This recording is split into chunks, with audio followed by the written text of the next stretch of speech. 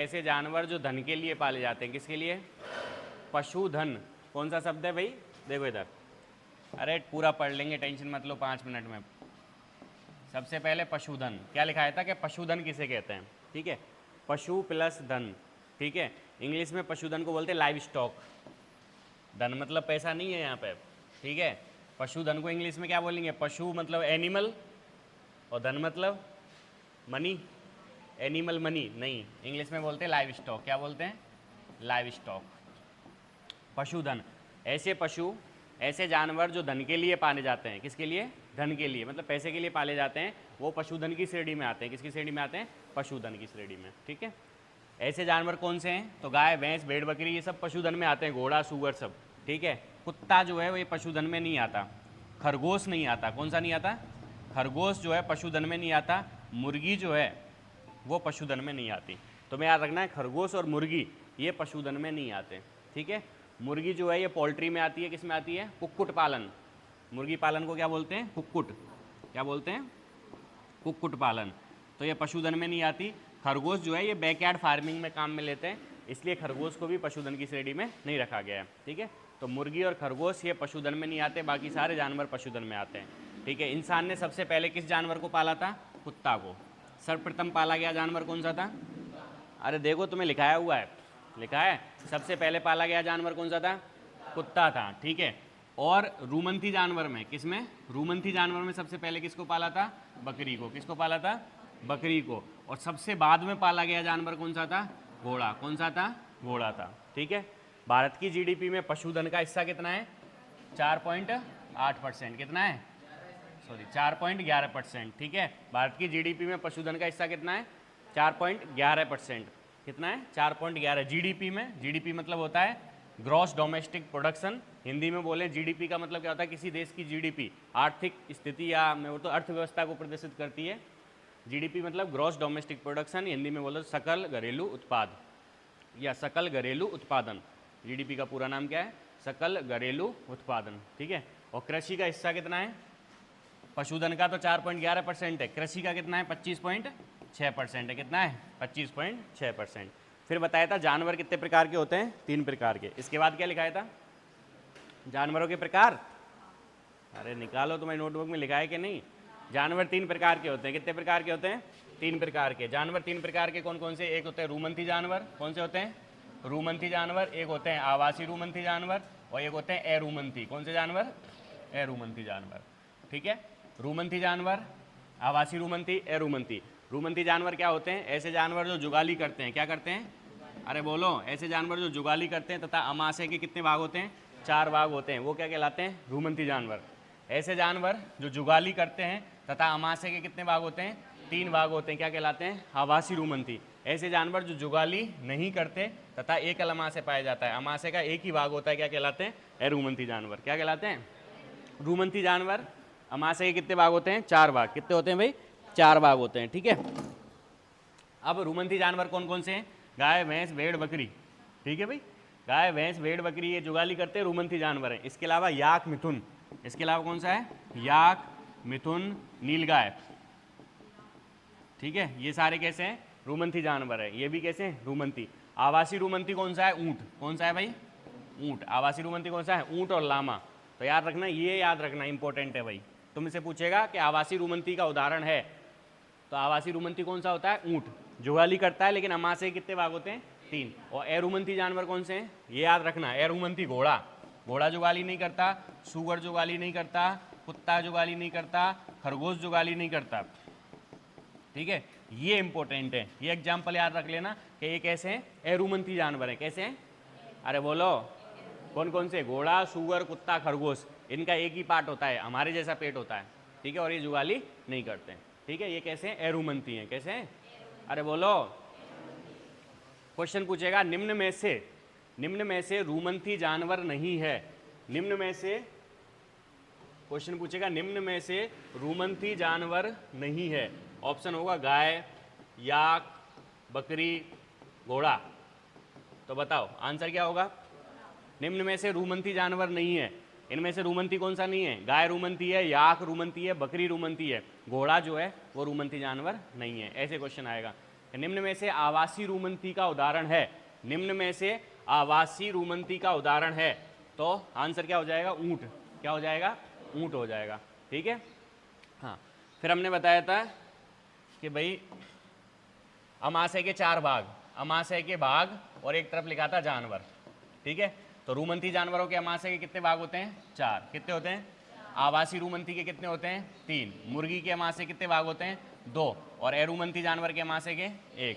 ठीक है, किस जानवर के पेट के कितने भाग होते हैं? रूमंती जानवरों के पेट के 4 भाग, आवासी रूमंती के 3, मुर्गी के अमाशय के 2 भाग और अरूमंती के कितने भाग होते हैं? 1 भाग। ठीक है, 4 भाग कौन कौन से होते हैं? फिर नाम बताए थे कि भाई 4 भाग में कौन कौन से होते हैं? एक होता है रूमन, कौन सा होता है?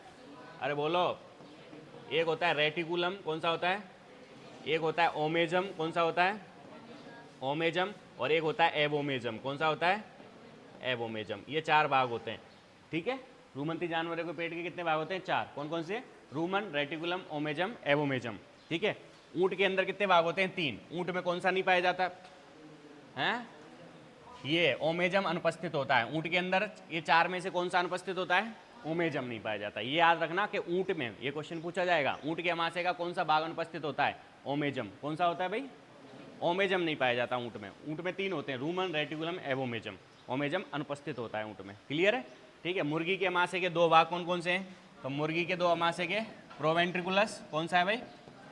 प्रोवेंट्रिकुलस। और एक है गिजार्ड, कौन सा है?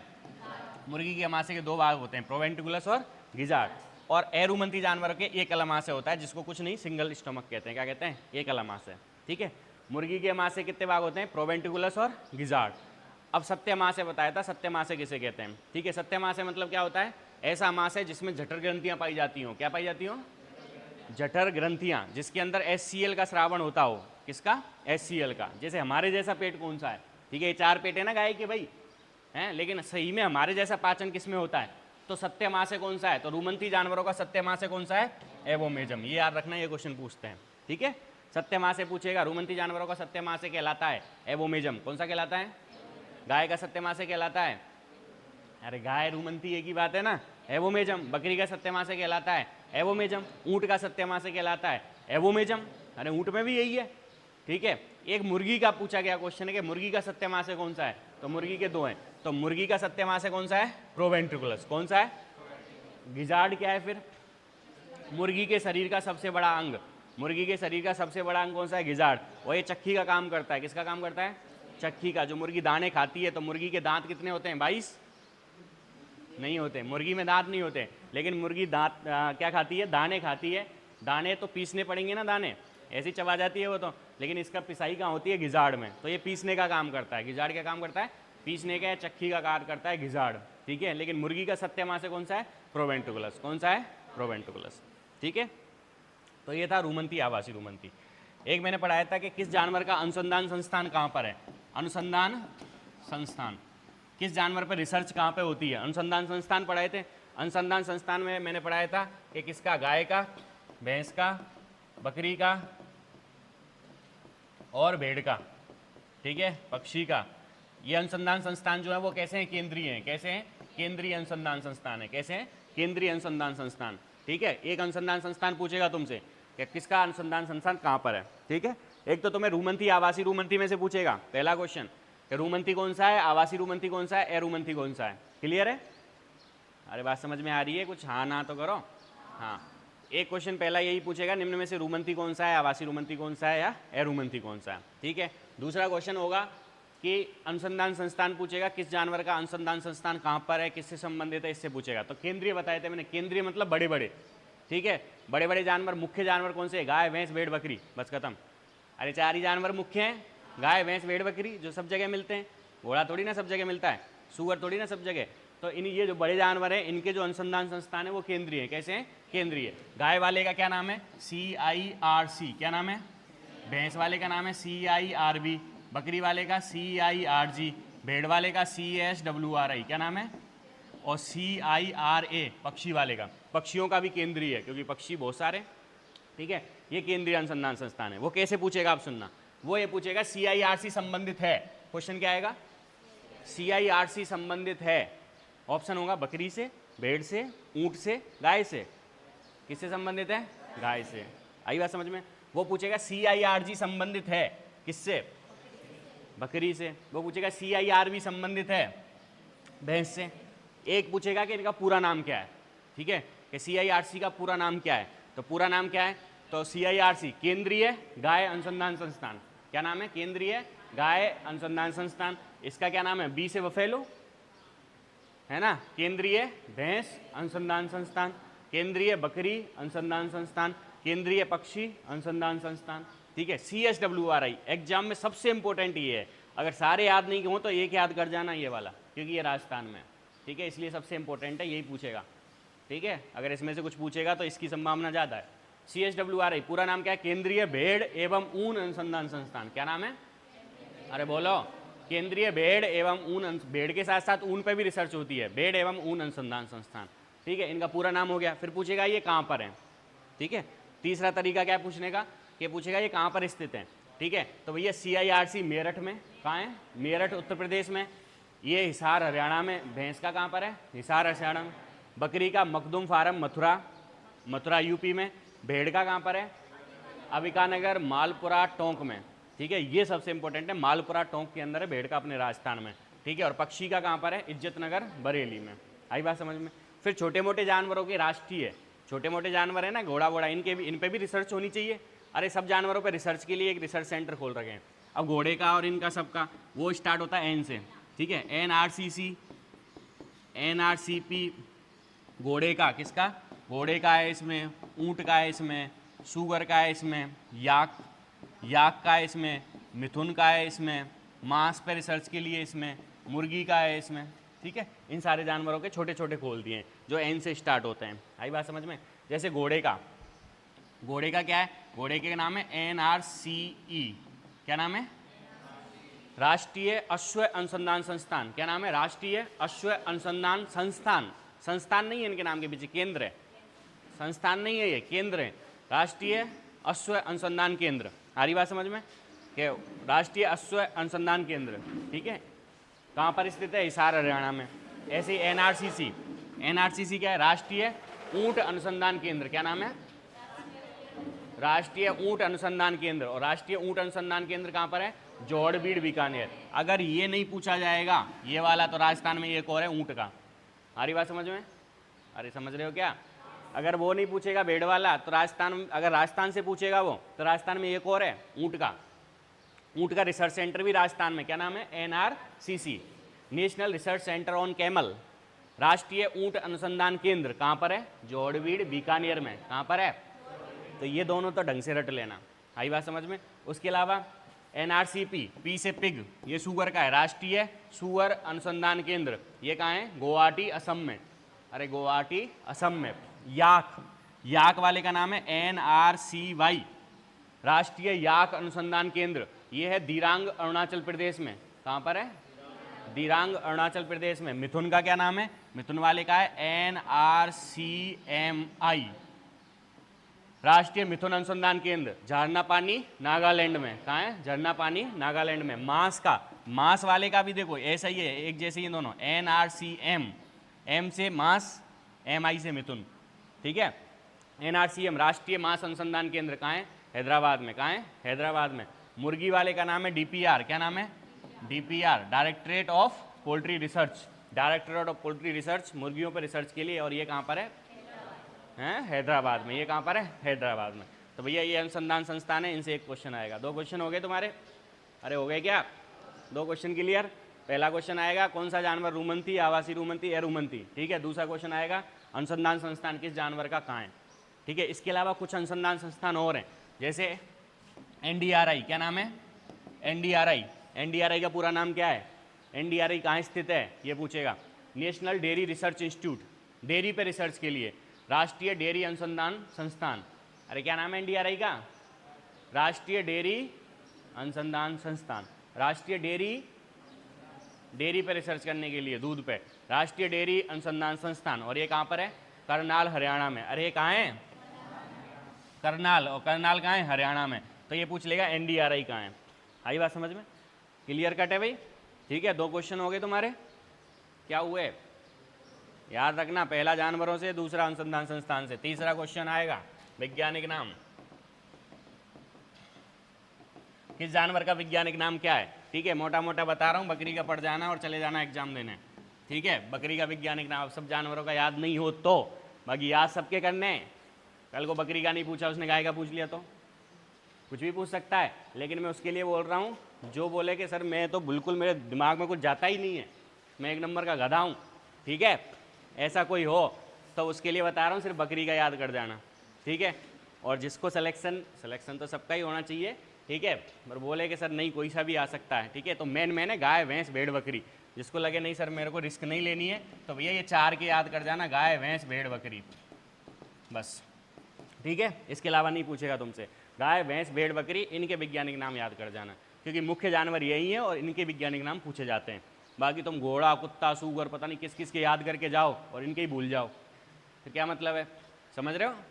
हाँ, पहले इनको रट लेना फिर आगे पढ़ना, ठीक है। वैज्ञानिक नाम, एक क्वेश्चन वैज्ञानिक नाम से आएगा। गाय का वैज्ञानिक नाम, तो गाय 2 प्रकार की होती है, देसी गाय विदेशी गाय। अरे कितने प्रकार की होती है, देसी गाय और विदेशी गाय। देसी गाय को बोलते हैं बॉस इंडिकस, क्या बोलते हैं, बॉस इंडिकस। विदेशी गाय को बोलते हैं बॉस टॉरस, क्या बोलते हैं। देसी गाय को जैबू गाय कहते हैं, क्या कहते हैं, जैबू कैटल, क्या कहते हैं। अरे जो अंग्रेज है ना, अंग्रेज, अरे अंग्रेज जानते हो, देखे अंग्रेज, अरे अंग्रेज नहीं देखे क्या, हाँ, वो क्या कहते हैं, भारत की गाय ऐसे नहीं कहते वो, ठीक है। हमारी जो गाय है ना, बोलते हैं यार भारत से गाय लाएंगे, ऐसे नहीं कहते, वो कहते हैं जैबू कैटल लाएंगे। कौन सी लाएंगे, वो हमारी गाय को जैबू कहते हैं, क्या कहते हैं, जैबू कैटल। तो देसी गाय को जैबू कैटल भी कहा जाता है, ठीक है। तो बॉस टॉरस, बॉस इंडिकस और बॉस टॉरस, ठीक है। भैंस का वैज्ञानिक नाम बुबेलस बुबेलिस, क्या नाम है, बुबेलस बुबेलिस। भेड़ का क्या है, ओविस एरिस, क्या नाम है। बकरी का कैप्रा हिरकस, बकरी का क्या है। उसके बाद ऊंट का बहुत इंपॉर्टेंट है भाई, ठीक है, कि ऊंट हमारा राज्य पशु है, ऊंट का इंपॉर्टेंट है। ऊंट 2 प्रकार के होते हैं, एक कुबड़ वाले 2 कुबड़ वाले। कितने प्रकार के होते हैं, एक कुबड़ वाले और एक कुबड़ वाले को बोलते हैं कैमेलस ड्रोमेडेरियस, क्या बोलते हैं, कैमेलस ड्रोमेडेरियस। 2 कुबड़ वाले को बोलते हैं कैमेलस बैक्टीरियांस, क्या बोलते हैं, कैमेलस बैक्टीरियांस। इतने याद कर लेना। इसके अलावा जो है, हेलो, हाँ जी, नहीं बाहर हूँ, बोलो कौन सा फार्म। आज नहीं हूँ मैं, अभी तो सोमवार को आऊँगा ना।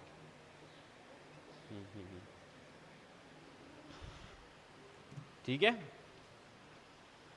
तो क्या ऊंट का हो गया, ये वैज्ञानिक नाम पढ़ लेना। इसके अलावा कुछ वैज्ञानिक नाम कौन कौन से पढ़ने हैं बताओ, कौन कौन से और वैज्ञानिक नाम है। अरे जानवरों के नाम तो बता सकते हो, वैज्ञानिक नाम नहीं बताओ तो। इनके अलावा कौन सा जानवर है, घोड़ा, घोड़ा सूअर मुर्गी, ये तीनों का इंपॉर्टेंट है। कुत्ता बिल्ली इनका इंपॉर्टेंट नहीं है, ठीक है। कुत्ता बिल्ली हमारे कोई काम के नहीं होते, कि काम के, कोई काम के नहीं। घोड़ा सूअर मुर्गी इनका और पढ़ जाना। घोड़े का क्या है, इक्वस कैवेलस, क्या नाम है, इक्वस कैवेलस। सूअर का क्या है, सस डोमेस्टिकस, क्या नाम है, सस डोमेस्टिकस। मुर्गी का क्या है, गैलस डोमेस्टिकस, क्या नाम है, गैलस डोमेस्टिकस। कुत्ता का क्या है, कैनिस फेमिलियरिस, क्या है, कैनिस फेमिलियरिस। और बिल्ली का है फेलिस डोमेस्टिकस, ठीक है। ये वैज्ञानिक नाम है, तो एक क्वेश्चन आएगा वैज्ञानिक नाम से, क्लियर है भाई। तो पहला क्वेश्चन आया रूमंती जानवरों के प्रकार से, किससे आया, जानवरों के प्रकार से। दूसरा क्वेश्चन आया था अनुसंधान संस्थान से, किससे आया, अरे बोलो। तीसरा क्वेश्चन आया, अरे बोलो कहाँ से, वैज्ञानिक नाम से, ठीक है। हाँ, नेक्स्ट देखो, आगे आएगा डेयरी विकास, क्या है, डेयरी विकास। अब डेयरी विकास से क्वेश्चन, एक क्वेश्चन आएगा डेयरी विकास से, किससे आएगा, डेयरी विकास से या दूध से। आ रही बात समझ में, डेयरी विकास से या दूध से एक क्वेश्चन आएगा, ठीक है। अब डेयरी विकास में क्या क्या पढ़ा हमने, निकालो। सबसे पहले हमने पढ़ा अमूल, क्या पढ़ा, अमूल। क्या अमूल का पूरा नाम क्या है, अमूल की स्थापना कब हुई, अमूल का संस्थापक कौन थे, यही पढ़ा। अरे अमूल के बारे में क्या पढ़ा, अमूल का पूरा नाम, अमूल की स्थापना कब हुई और अमूल के संस्थापक कौन थे, ठीक है। तो अमूल का पूरा नाम है आनंद मिल्क यूनियन लिमिटेड, क्या नाम है, आनंद मिल्क यूनियन लिमिटेड। और अमूल कहाँ पर है, आनंद शहर गुजरात में। इसकी स्थापना हुई 1946 में स्थापना हुई। उसके संस्थापक थे त्रिभुवन दास पटेल, कौन थे भाई, त्रिभुवन दास पटेल, ठीक है। उसके बाद हमने पढ़ा अमूल के बाद हैं, हमने पढ़ा एनडीडीबी, क्या पढ़ा, एनडीडीबी, कि अमूल खुला था, डॉक्टर वर्गीस कुरियन ने, त्रिभुवन दास पटेल ने, दोनों ने खोला था। फिर दोनों में झगड़ा हो गया, झगड़ा होने के बाद फिर उसने क्या किया, एनडीडीबी खोल लिया। एनडीडीबी का पूरा नाम पूछेगा, तो एनडीडीबी का पूरा नाम क्या है, राष्ट्रीय डेयरी विकास बोर्ड, क्या नाम है? राष्ट्रीय डेयरी विकास बोर्ड, राष्ट्रीय डेयरी विकास बोर्ड। और ये कहाँ पर है? ये आनंद गुजरात में ही है, ठीक है। इसकी स्थापना हुई 1965 में और इसके संस्थापक थे डॉक्टर वर्गीस कुरियन। क्या थे? डॉक्टर वर्गीस कुरियन। एक पूछ लेगा एनडीआरआई, क्या पूछेगा? एनडीआरआई है राष्ट्रीय डेयरी अनुसंधान संस्थान, क्या नाम है? अरे राष्ट्रीय डेयरी अनुसंधान संस्थान, NDRI, national dairy research institute, national dairy research institute, राष्ट्रीय डेयरी अनुसंधान संस्थान। और ये कहाँ पर है? करनाल, हरियाणा में। कहाँ है बोलो? इसकी स्थापना हुई 1955 में। कब हुई स्थापना हुई? 1955 में। लेकिन ये सबसे पहले बेंगलोर में खुला था 1923 के अंदर। कब खुला था? 1923 में बेंगलोर में। बेंगलोर से वापस करनाल में शिफ्ट किया गया था 1955 में, एनडीआरआई, ठीक है। तो ये तो बड़े बड़े संस्थान हैं डेयरी से रिलेटेड, ठीक है। एनडीआरआई, एनडीडीबी, अमूल, क्लियर है? अरे बोलो, ठीक है। फिर डॉक्टर वर्गीस कुरियन ने क्या किया? डॉक्टर वर्गीस कुरियन ने एनडीडीबी खोला, राष्ट्रीय डेयरी विकास बोर्ड खोला। उसके बाद उसने बोला, ठीक है, कि मैं मीटिंग वगैरह लेने लाया, देश का दूध उत्पादन में कोई स्थान नहीं था, तो उसने जब मीटिंग में क्या बोला? दूध की बाढ़ ले आऊँगा, ये कर दूंगा, वो कर दूंगा, ये सारी कहानी सुनाई थी मैंने तुम्हें, ठीक है। उसके बाद डॉक्टर वर्गीस कुरियन ने एक ऑपरेशन चलाया, उस ऑपरेशन का नाम था ऑपरेशन फ्लड। क्या नाम था? Operation flood. किससे संबंधित है? डेयरी से। किससे? डेयरी से या दूध उत्पादन से। ऑपरेशन फ्लड कितने चरणों में चला? 3 चरणों में। कितने सालों तक चला? 25 सालों तक। अरे कितने सालों तक? ऑपरेशन फ्लड की शुरुआत कब हुई? 1970 में। कब शुरुआत हुई? कितने चरणों में चला? 3 में। Operation flood first, operation flood second और ऑपरेशन फ्लड थर्ड, 3 चरणों में। पहला चरण कब से कब तक चला? 1970 से 80। दूसरा चला 81 से 85 और तीसरा चला 86 से 96। ऐसे करके 25 साल तक ऑपरेशन फ्लड चलने के बाद भारत का दूध उत्पादन में कौन सा स्थान था? प्रथम स्थान। कौन सा स्थान था? इस क्रांति को, इस प्रकार की जो क्रांति की गई, ठीक है, इस क्रांति को नाम दिया गया श्वेत क्रांति। क्या नाम दिया? श्वेत क्रांति। इस क्रांति को श्वेत क्रांति कहा गया। श्वेत क्रांति किससे संबंधित है? दूध से। किससे संबंधित है? और ये सारा काम, इस क्रांति को करने वाला कौन था? डॉक्टर वर्गीस कुरियन। कौन था भाई? तो श्वेत क्रांति के जनक किसे कहा जाता है? डॉक्टर वर्गीस कुरियन को। किसको कहा जाता है? अरे बोलो, श्वेत क्रांति के जनक कौन है? डॉक्टर वर्गीस कुरियन, ठीक है। और इसीलिए भारत जो है एक दिन क्या बनाता है? राष्ट्रीय दुग्ध दिवस बनाता है। क्या बनाता है? राष्ट्रीय दुग्ध दिवस। राष्ट्रीय दुग्ध दिवस कब मनाया जाता है? 26 नवंबर को। क्यों मनाया जाता है? डॉक्टर वर्गीस कुरियन का पूरा विश्व मिलकर विश्व दुग्ध दिवस बनाता है। क्या बनाता है? विश्व दुग्ध दिवस। और विश्व दिवस कब बनाया जाता है? 1 जून को। कब बनाया जाता है? अरे विश्व दुग्ध दिवस कब बनाया जाता है? 1 जून को। कब बनाया जाता है? 1 जून को। क्लियर है? हाँ। इसके अलावा मैंने कुछ राजस्थान में डेयरी विकास बताया था। राजस्थान की जो सरकारी डेयरी है उसका नाम है आरसीडीएफ। क्या नाम है? आरसीडीएफ। राजस्थान की जो डेयरी है उसका नाम है आरसीडीएफ। पहले पूछेगा आरसीडीएफ का पूरा नाम क्या है? Rajasthan cooperative dairy federation. क्या नाम है? Rajasthan cooperative dairy federation. और ये कहाँ पर है? जयपुर में। कहाँ है? जयपुर में। और अपने ब्रांड, अपने जो सामान है उसको किस नाम से बेचती है? सरस। इसका ब्रांड नेम क्या है? सरस, ठीक है। सरस डेयरी नहीं है, सरस डेयरी का नाम नहीं है, सरस इसका ब्रांड नेम है। अपने सामान को बेचने का नाम है सरस। डेयरी का नाम क्या है? Rajasthan cooperative dairy federation. अपना सामान किस नाम से बेचती है? सरस, ठीक है। और ये कहाँ पर है? आरसीडीएफ का मुख्यालय कहाँ है? जयपुर में। कहाँ है भाई? ये सिर्फ राजस्थान में काम करती है, राजस्थान कोऑपरेटिव डेयरी फेडरेशन, ठीक है, सरस। इसकी स्थापना हुई 1977 में। कब स्थापना हुई? 3 स्तर पे काम करती है, राज्य स्तर पे, जिला स्तर पे और ग्राम स्तर पे, ठीक है। अरे लिखाया था नहीं। उसके अलावा फिर छोटी मोटी डेयरियाँ बताई थी मैंने, कौन कौन सी? राजस्थान की छोटी मोटी डेयरियाँ और थी। अरे बोलो, कौन सी डेयरियाँ और थी राजस्थान की छोटी मोटी? अरे कैसी थी? छोटी मोटी डेयरियाँ कौन कौन सी थी? गंगमूल। कौन सी थी? गंगमूल। उर्मूल। कौन सी थी? उर्मूल। बरमूल। कौन सी? बरमूल है। मेट्रो डेयरी, ठीक है। पद्मा डेयरी। राजस्थान की सबसे पुरानी डेयरी कौन सी है? राजस्थान की सबसे पुरानी डेयरी कौन सी है? पद्मा। और पद्मा डेयरी कहाँ है? अजमेर में। कहाँ है भाई? अजमेर में, ठीक है। तो गंगमूल डेयरी गंगानगर में। उर्मूल डेयरी है, उर्मूल कहाँ पर है? जोधपुर में। उर्मूल, उर्मूल बीकानेर में भाई। उर्मूल कहाँ है? बीकानेर में। बरमूल, बरमूल कहाँ है? जोधपुर में। मेट्रो डेयरी कहाँ है?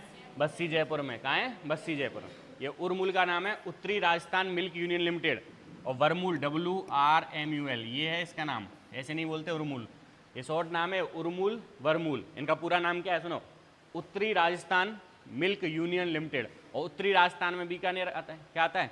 बीकानेर आता है ना, उत्तरी में आता है। तो उत्तरी राजस्थान मिल्क यूनियन लिमिटेड, और इसका नाम है western Rajasthan milk union limited, पश्चिमी राजस्थान मिल्क यूनियन लिमिटेड। आई बात समझ में?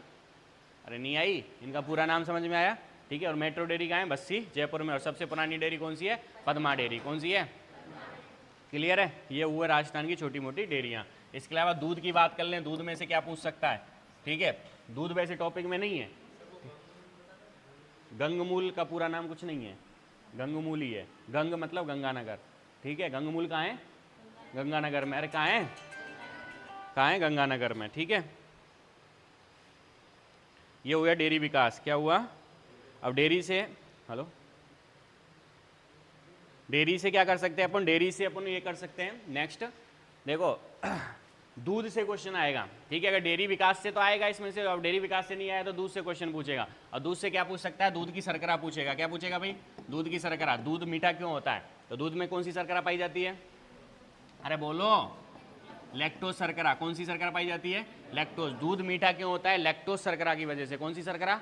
तो दूध की शर्करा। रट जाना भाई साहब, दूध की शर्करा कौन सी होती है? लैक्टोज। दूध में कौन सी प्रोटीन पाई जाती है? Casein protein. कौन सी प्रोटीन पाई जाती है? केशिन। अरे कौन सी प्रोटीन पाई जाती है? केसिन प्रोटीन पाई जाती है। ठीक है, मोटा मोटा यही पूछेगा। दूध के अंदर विटामिन सी अनुपस्थित होती है। क्या नहीं पाई जाती दूध में? विटामिन सी तथा आयरन। दूध के अंदर बस दो चीज़ें नहीं पाई जाती, बाकी कार्बोहाइड्रेट, प्रोटीन, सारी विटामिन सब कुछ है दूध में। एक गिलास दूध पी लो, कुछ पीने की जरूरत ही नहीं है। हमारी बात समझ में? कि दूध में सारे पोषक तत्व तो पाए जाते हैं, तभी तो घर वाले बोलते हैं दूध पीना चाहिए, सिटी में बोलते हैं ना। हाँ, बस दूध के अंदर क्या नहीं होती? विटामिन सी और बोलो एफ ई का मतलब क्या होता है?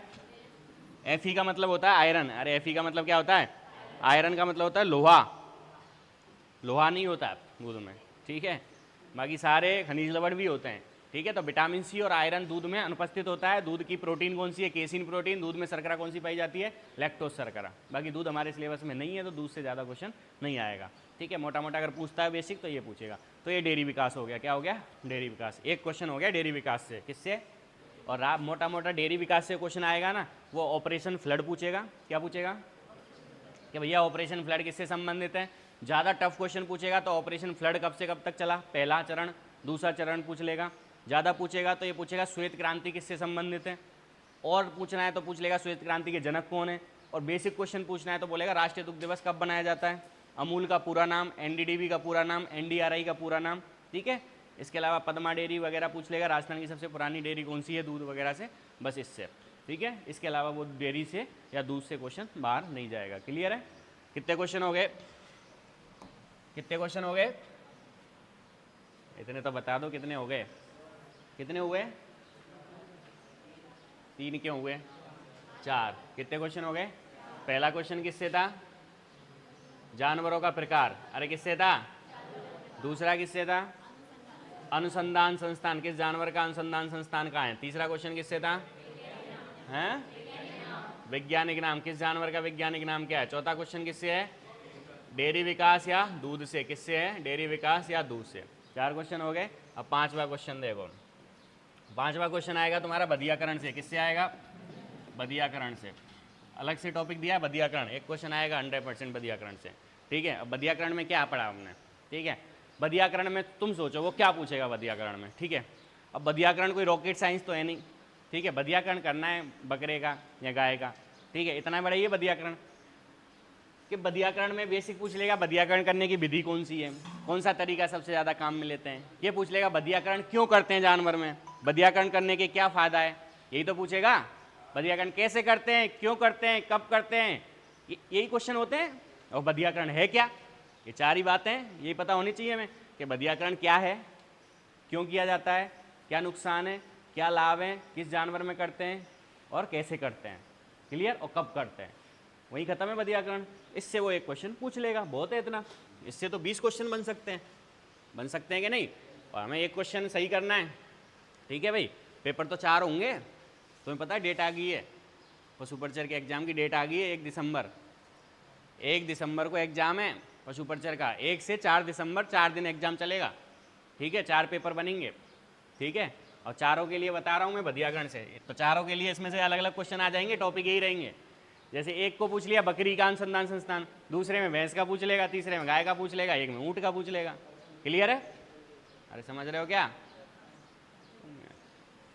बधियाकरण देखो, बधियाकरण से एक क्वेश्चन क्या आएगा, बधियाकरण करने के पहले क्या है, बधियाकरण है क्या, तो भैया जानवरों में शुक्राणु निर्माण की क्रिया रोकना। क्या रोकना है, शुक्राणु निर्माण की क्रिया को बंद कर देना। क्या कर देना, शुक्राणु नहीं बनने चाहिए। क्या नहीं बनने चाहिए, शुक्राणु।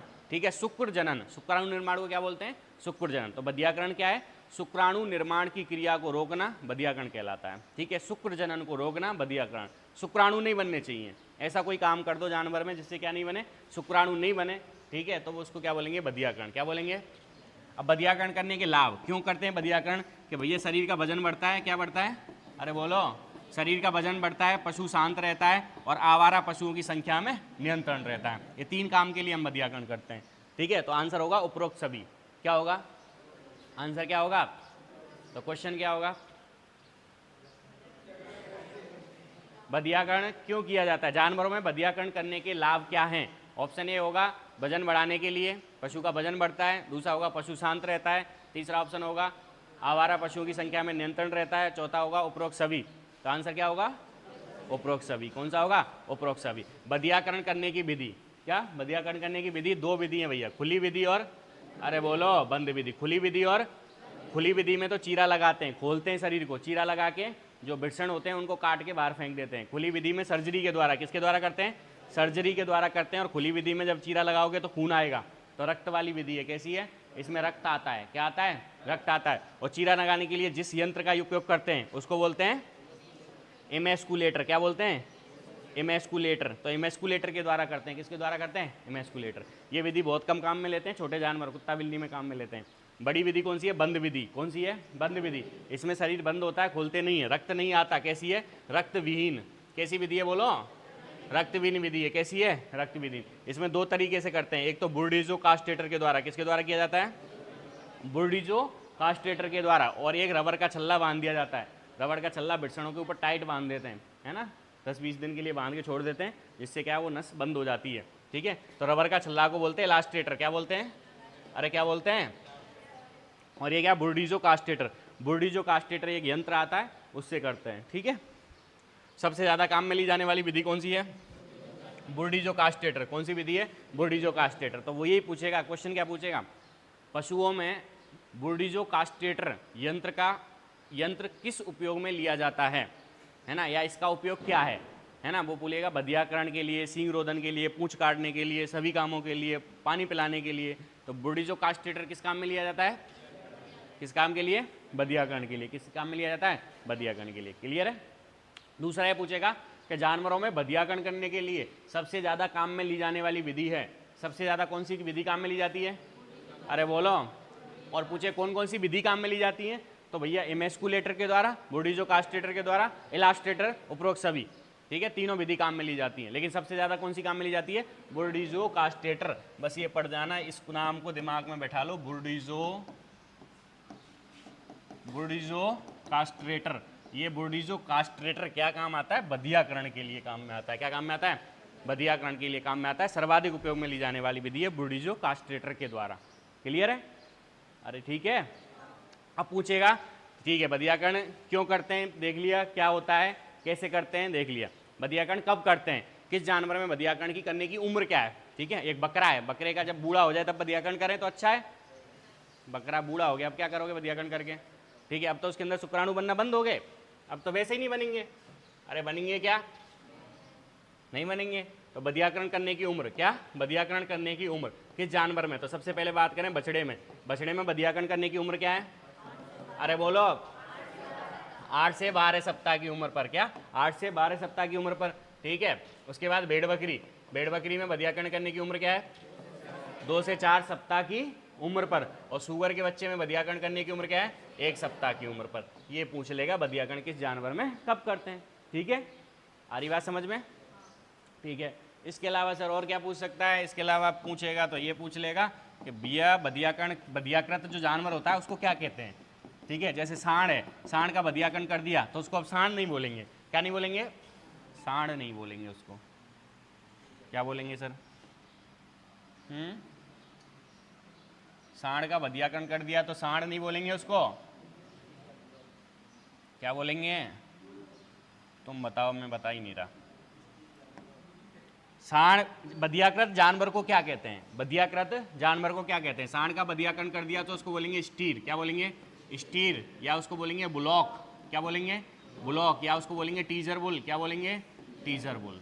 ठीक है, स्टीर, बुलॉक, टीजर बुल, ये सांड के ही नाम है तीनों। तीनों बधियाकृत सांड है। तीनों कैसे हैं ये?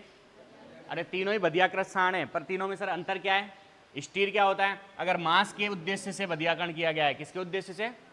मांस के लिए। सांड का बधियाकरण किसके लिए किया गया है? मांस के लिए, तो उसको क्या बोलेंगे? स्टीर। अगर सांड का बधियाकरण वजन ढोने के लिए किया गया है तो उसको बोलेंगे बुलॉक। और गाय के झुंड में गाय के झुंड में मादा पशु की गर्मी पता लगाने के लिए उपयोग में लिए जाने वाला बधियाकृत सांड क्या कहलाता है? Teaser bull. क्या कहलाता है? बहुत इंपॉर्टेंट है टीजर बुल। समझ में आ गया ये? ठीक है, जिन्होंने पढ़ा होगा पहले उनको याद आ रहा है ना? एक गाय के झुंड में एक सांड छोड़ देते हैं, ठीक है, मादा गर्मी पता लगाने के लिए। ऐसे ही भेड़ बकरी में बधियाकृत भेड़ बकरी को क्या कहते हैं? वेदर। क्या कहते हैं? अरे बोलो, वेदर या वेडर। क्या कहते हैं? वेदर या वेडर, है ना? घोड़ा का बधियाकरण करते हैं तो घोड़े को क्या बोलते हैं? गैल्ड। क्या बोलते हैं? गैल्ड। और घोड़े में बधियाकरण करने की क्रिया कहलाती है गैल्डिंग। क्या कहलाती है? गैल्डिंग कहलाती है। ऐसी बात करें सुगर में, सुगर को बधियाकरण करते हैं तो क्या बोलते हैं? हॉग। क्या बोलते हैं? हॉग। बधियाकरण सुगर को क्या बोलते हैं? हॉग। ऐसे मुर्गे में बधियाकरण कर दें तो मुर्गे को बोलते हैं कैपोन। क्या बोलते हैं? कैपोन। या बधियाकरण करने की क्रिया कैपोनाइजेशन। क्या कहलाती है? कैपोनाइजेशन। ये बधियाकरण है, ठीक है। मादा पशु में, नर पशु में किया जाता है बधियाकरण। किस में किया जाता है? नर में। शुक्राणु नर में बनते हैं, मादा में? किसमें? बधियाकरण किसे कहते हैं? शुक्राणु बनने की क्रिया को बंद करना बधियाकरण कहलाता है। अरे शुक्राणु बंद करना, तो पूछे बधियाकरण किस जानवर में करते हैं? तो बोलो सर ये तो पढ़ा ही नहीं था। तो भाई दिमाग तो लगाओ। शुक्राणु किस में बनते हैं? नर में। तो बधियाकरण किस में करते हैं? नर में। मादा के अंदर, अगर मादा के अंदर अंडाणु नहीं बने, ठीक है, तो उस क्रिया को बोलते हैं, जैसे बधियाकरण नर में होता है ऐसे मादा में भी होता है, पर मादा में बधियाकरण यूज नहीं करते। मादा में बोलते हैं स्पेइंग। क्या बोलते हैं? स्पेइंग। स्प्रेइंग नहीं, स्पेइंग। स्पेइंग। क्या बोलते हैं? मादा पशु में बधियाकरण करना स्पेइंग कहलाता है। क्या कहलाता है? स्पेइंग। ठीक है, मादा पशु में अंडाणु निर्माण की क्रिया को रोकना स्पेइंग कहलाता है। और मादा पशु में स्पेइंग क्या कहते हैं? और SPAYING, स्पेइंग। हिंदी में बोले तो स्पेइंग, ठीक है, स्पेइंग। या इसको बोलते हैं OH। क्या बोलते हैं? OH, ओवेरियोस्ट्रेक्टोमी। ओवेरियोस्ट्रेक्टोमी, अंडाशय व गर्भाशय को निकाल देते हैं शरीर से बाहर, ठीक है, जानवरों के अंदर, तो स्पेइंग बोलते हैं। ठीक है, तो ये तुम्हारा क्या है? बधियाकरण। क्या हुआ? तो क्वेश्चन कितने हो गए? 5। 1 2 3 4 5। पांचवा क्वेश्चन किससे है भाई? अरे बोलो, बधियाकरण। किससे है? बधियाकरण से, हैं? ठीक है, अब नेक्स्ट देखो, हो गए। पहला किससे था? पहला क्वेश्चन जानवरों के प्रकार से। किससे? जानवर कितने प्रकार के होते हैं? 3 प्रकार के। कौन कौन से? रूमंती, आवासी रूमंती और एरूमंती। पूछेगा आवासी रूमंती कौन सा होता है, तो बता देना ऊंट होता है। कौन सा होता है? घोड़ा कैसा जानवर है? रूमंती है। कैसा है?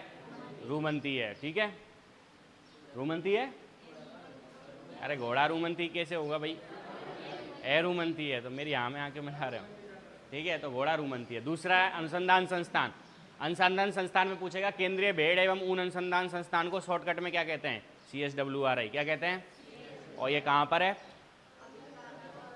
तीसरा पूछेगा कि भैया ऊंट का अनुसंधान संस्थान कहाँ है?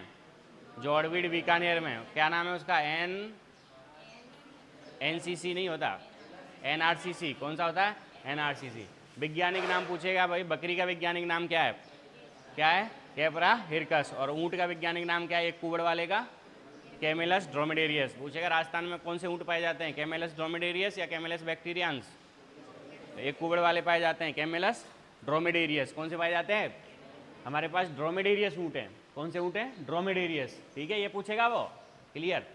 नेक्स्ट डेयरी का पूछेगा, डेयरी का पूछेगा, ठीक है, ऑपरेशन फ्लड कब शुरू हुआ था? 1970 में। या पूछेगा श्वेत क्रांति के जनक कौन है? डॉक्टर वर्गीस कुरियन। या पूछेगा राष्ट्रीय दुग्ध दिवस कब मनाया जाता है? 26 नवंबर को। बधियाकरण में पूछेगा कि बुर्डीजो कास्टेटर का उपयोग क्या है?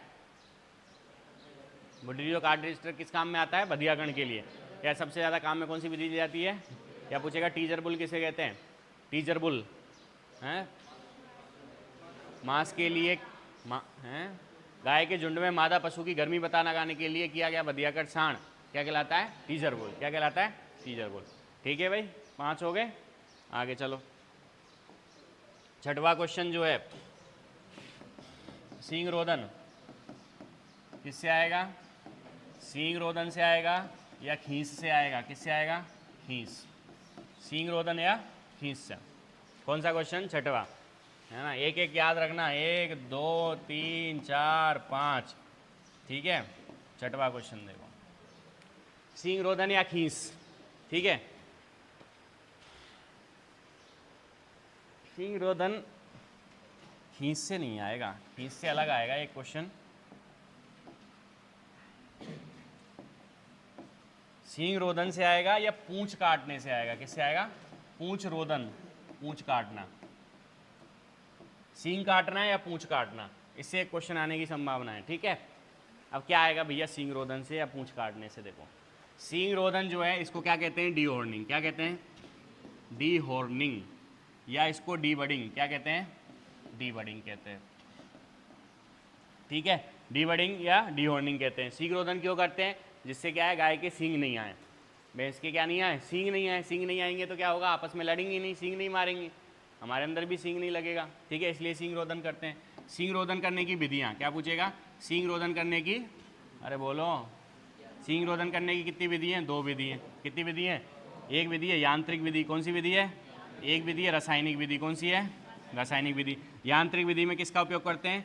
इलेक्ट्रिक डी हॉर्नर का। किसका उपयोग करते हैं? Electric D Horner. एक लाइट का डी हॉर्नर आता है, इलेक्ट्रिक डी हॉर्नर, या एक लोहे की गर्म छड़ी का। किसका? गर्म छड़, लोहे की गर्म रॉड। अरे गर्म कर लो।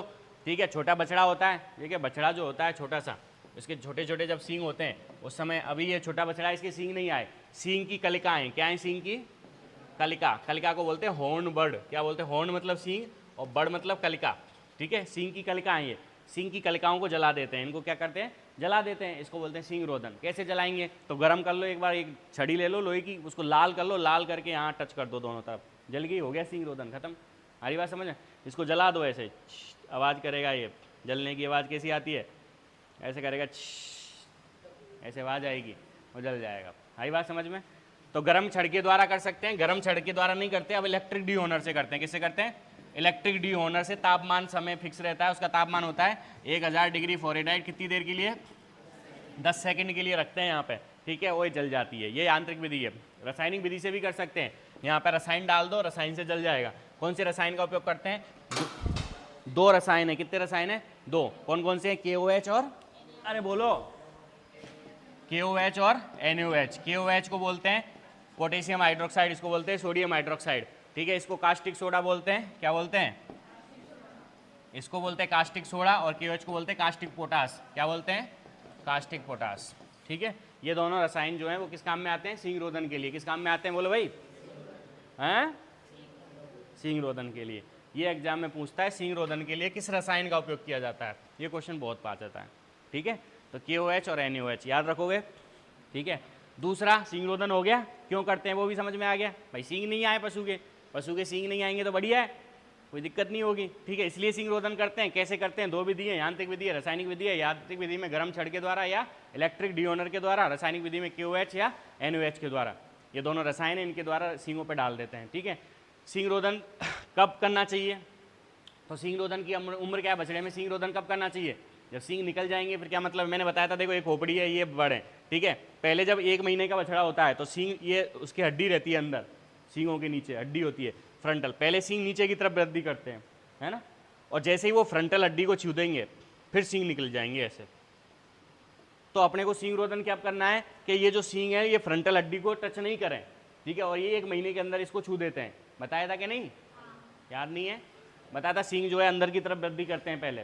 ठीक है, 1 महीने का बछड़ा होता है, पहले सींग, ये जो कलिकाएं अंदर की तरफ जाती हैं और फ्रंटल हड्डी से जो है फिर सींग निकलते हैं। ठीक है, तो अपने को सींग रोदन कितनी उम्र पर करना है? जब तक ये फ्रंटल को नहीं छुएं, और या फिर हम बोले कितने दिन की उम्र पर? 10 दिन की उम्र पर। सींग रोदन बछड़े में कब किया जाता है? 10 दिन की उम्र पर। कब किया जाता है भाई? हैं? 10 दिन की उम्र में किया जाता है। ठीक है, सींग को काटते हैं या सींग रोदन कब करते हैं? जब सींग को काटा जाता है, बड़ा सींग है तो जैसे फ्रैक्चर हो जाए, क्या हो जाए? Horn fracture. हॉर्न फ्रैक्चर का मतलब है सींग में फ्रैक्चर हो जाए। अरे सींग टूट गया, सींग टूट गया तब भी सींग रोदन करोगे, तब सींग को काटा जाता है। वो हॉर्न फ्रैक्चर के केस में किया जाता है। या हॉर्न कैंसर या हॉर्न कैंसर। सींग के अंदर कैंसर बहुत ज़्यादा होती है, लेकिन वो एक ही जानवर में होती है, होने को सब में हो जाती है, ठीक है। लेकिन मुख्यतः सबसे ज़्यादा हॉर्न कैंसर किस में होती है? कांकरेज के सांड में। किस में होती है? अरे बोलो, कांकरेज के सांड में होती है, ठीक है। तो हॉर्न कैंसर या हॉर्न फ्रैक्चर, इस समय सींग को काटा जाता है, ठीक है। सींग रोदन नहीं किया जाता है, सींग को काटा जाता है। क्लियर है? ये हुआ सींग रोदन। क्या हुआ? सींग रोदन। पूंछ रोदन, पूंछ काटना, या तो सींग रोदन से पूछेगा, नहीं तो सींग रोदन से मैक्सिमम तो यही पूछता है NOH KOH, ठीक है। सींग रोदन कब करते हैं? 10 दिन की उम्र पर। कब करते हैं? 10 दिन के बछड़े में। अरे कब करते हैं? कैसे करते हैं? KOH NOH रासायनिक विधि, यांत्रिक विधि, ठीक है। सींग रोदन की उम्र हो गई 10 दिन की उम्र पर। तीसरा क्वेश्चन क्या है? पूंछ काटना। पूंछ क्यों काट देंगे? पूंछ काटना क्या कहलाता है? पूंछ काटना कहलाता है, दो नाम है, टेल एम्पुटेशन, क्या कहलाता है? टेल एम्पुटेशन, या कहलाता है डॉकिंग, क्या कहलाता है? ये इंपॉर्टेंट है, ठीक है। सींग रोदन से नहीं पूछेगा तो पूंछ रोदन से पूछेगा कि भैया पूंछ काटना क्या है। अब ये पूंछ काटना मैं लिखाऊंगा भी नहीं तुम्हें, क्योंकि सिलेबस में नहीं है। सिलेबस में क्या है? सिलेबस उन्होंने मोटा मोटा सा दे दिया है ऐसे ही, ठीक है, पर पूछ लेगा वो। पूंछ काटना, तो भैया गाय की पूंछ क्यों काटोगे? पता है तुम्हें पूंछ काटते हैं? अरे पता है कि नहीं? तुमने ऐसी गाय देखी जिसकी पूंछ नहीं हो? नहीं देखी? ध्यान नहीं देते हो तुम पूंछ पे। जब भी गाय देखो, हैं, जब भी गाय भैंस देखो तो हमेशा आप यह करना, उसकी पूंछ देखना। एक आध जानवर तुम्हें मिलेगा जिसकी पूंछ कटी हुई है, हैं? अरे मिल जाएंगे, हैं? पूंछ काटते रहते हैं, तुमने देखी नहीं है, मिल जाएगी। सुनो अब मेरा, पूंछ क्यों काटते हैं? दो कंडीशन में पूंछ काटते हैं जानवर की, गाय भैंस की। दो कंडीशन में क्यों काटते हैं सुनना।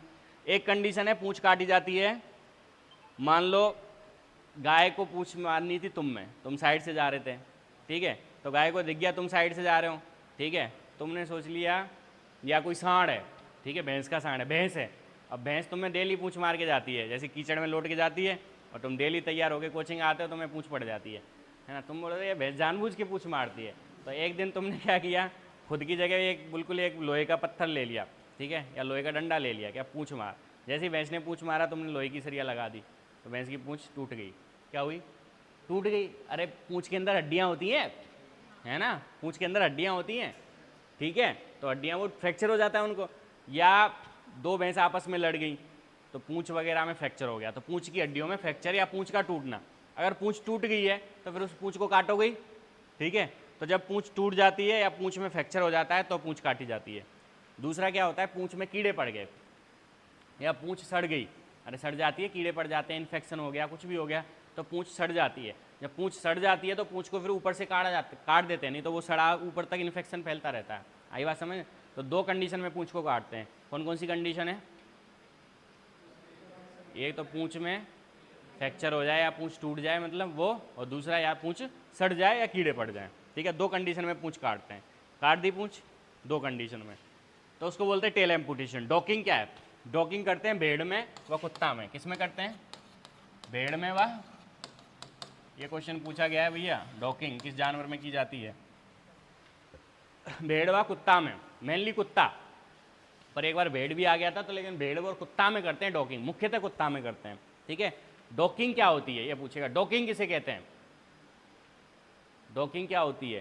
पूंछ काटना। क्या होती है? अरे पूंछ काटना डॉकिंग कहलाता है। क्या कहलाता है? डॉकिंग कहलाता है, ठीक है। अब कुत्ता में पूंछ क्यों काटते हैं?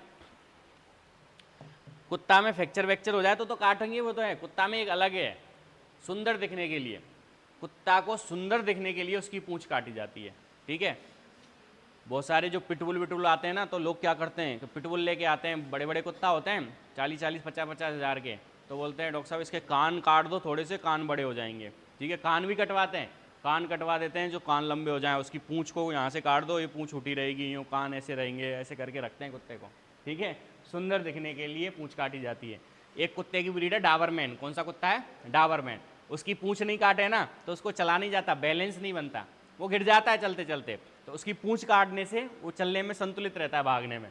तो डाबरमैन की पूंछ काटी जाती है, उसकी तो हमेशा ही पूंछ काटी जाती है डाबरमैन की, तो है ना। एक तो अच्छा नहीं लगता पूंछ से वो, और दूसरा उसे चला नहीं जाता, ठीक है, तो उसकी पूंछ सब कटवाते हैं, जो भी डाबरमैन ब्रीड लाता है कुत्ते की वो पूंछ कटवाता है, तो उसको डॉकिंग बोलते हैं। सरकार ने इस पर बैन लगा दिया, ठीक है, डॉकिंग नहीं करेंगे, है ना। सुंदर दिखाने के लिए पूंछ क्यों काटे भाई, जानवर के साथ, जानवर थोड़ी ना बोल रहा है मेरी पूंछ काटो मेरे को सुंदर लगना है ना भाई, उससे परमिशन थोड़ी ना है।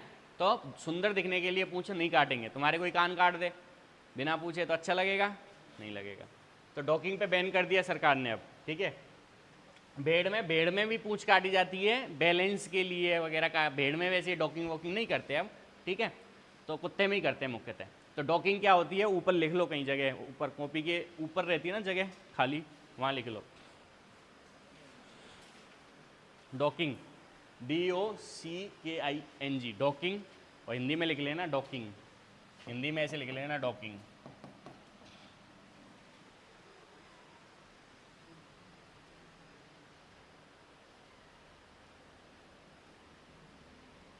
डॉकिंग, डॉकिंग का मतलब क्या होता है, आगे एरो लगा के लिख लेना पूंछ काटना, पूंछ काटना डॉकिंग कहलाता है। और नीचे लिख लेना एग्जाम किस में करते हैं, तो नीचे लिख लेना कुत्ता तथा भेड़, कुत्ता तथा भेड़ में करते हैं।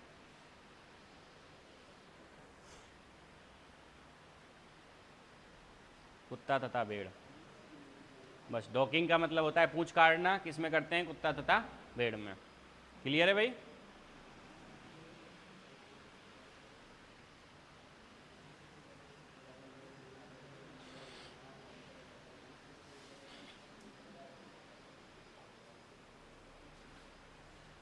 ठीक है,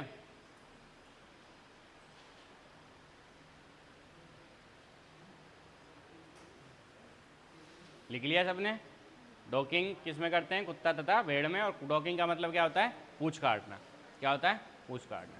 क्लियर है, तो ये हुआ पूंछ काटना, ठीक है। डॉकिंग और टेल एम्पुटेशन, टेल एम्पुटेशन गाय में बोलते हैं, तो वहां तो तुम्हें याद आ जाएगा। टेल, टेल का मतलब क्या होता है, पूंछ, और एम्पुटेशन मतलब काटना। अगर वो पूछे गाय भैंस में पूंछ काटना क्या कहलाता है, तो याद रख लेना टेल एम्पुटेशन कहलाता है। ऑप्शन में पहचान लोगे तुम, टेल से पूंछ पकड़ लेना, टेल से पूंछ पकड़ लेना, ठीक है। तो ये सींग रोदन और पूंछ रोदन, इसमें से एक क्वेश्चन आएगा। तो टोटल क्वेश्चन कितने हो गए, 6। कितने हो गए, 6 क्वेश्चन हो गए। सातवां क्वेश्चन आएगा दुग्ध दोहन की विधियां। क्या, दुग्ध दोहन की विधियां, दूध निकालने की विधियां, या फिर आएगा खींच से, या फिर किससे आएगा, खींच से, ठीक है।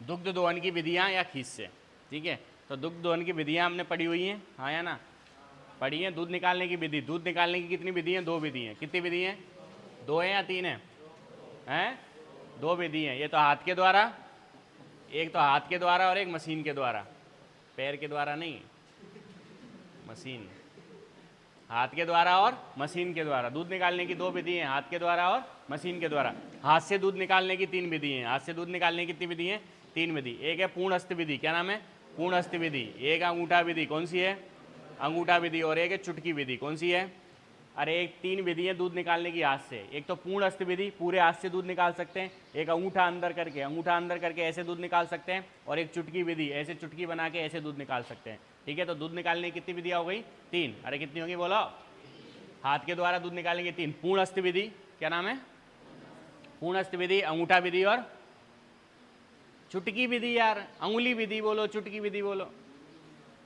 पूर्ण हस्त विधि में इसमें पूरे हाथ से दूध निकाला जाता है। अंगूठा विधि में हाथ के अंदर अंगूठा करके दूध निकाला जाता है। चुटकी में उंगली की चुटकी बना के ऐसे दूध निकाला जाता है। सबसे अच्छी विधि दूध निकालने की कौन सी है, पूर्ण हस्त विधि। सबसे खराब विधि कौन सी है, अंगूठा विधि। अंगूठा विधि खराब इसलिए क्योंकि अंगूठे से थन में गांठ बनने का खतरा रहता है। सबसे अच्छी विधि कौन सी है, पूर्ण हस्त विधि, ठीक है। छोटे थन जिनमें होते हैं उनमें चुटकी विधि से दूध निकालते हैं, जैसे भेड़ बकरी में, या कोई गाय भैंस जिसका थन छोटा हो तो उसमें ऐसे थन पकड़ में नहीं आएगा, तो चुटकी विधि से दूध निकालते हैं। या मशीन मिल्किंग के बाद बचे हुए दूध को निकालने के लिए कौन सी विधि का उपयोग करते हैं, चुटकी विधि का। अरे मशीन मिल्किंग से दूध निकाल लिया, थोड़ा बहुत बच गया है तो फटाफट से ऐसे निकाल लेते हैं यूँ, और मशीन को हटा देते हैं। क्लियर। तो सबसे अच्छी विधि कौन सी है, पूर्ण हस्त विधि। इनके दूसरे नाम है, पूर्ण हस्त विधि को क्या कहते हैं, फिस्टिंग। क्या कहते हैं, पूर्ण हस्त विधि को फिस्टिंग, अंगूठा विधि को नकलिंग। क्या कहते हैं, नकलिंग। और चुटकी विधि को बोलते हैं स्ट्रिपिंग। क्या बोलते हैं, स्ट्रिपिंग। तो दूसरे नाम से ही पूछ लेता है कि स्ट्रिपिंग क्या है, नकलिंग क्या है, ठीक है, फिस्टिंग क्या है, ठीक है, तो दूसरे नाम से पूछता है, वो ऐसे नहीं पूछेगा पूर्ण अस्त विधि क्या है, वो तो पता है पूर्ण अस्त से समझ जाएंगे ये पूर्ण अस्त है, ये तो सबको याद है।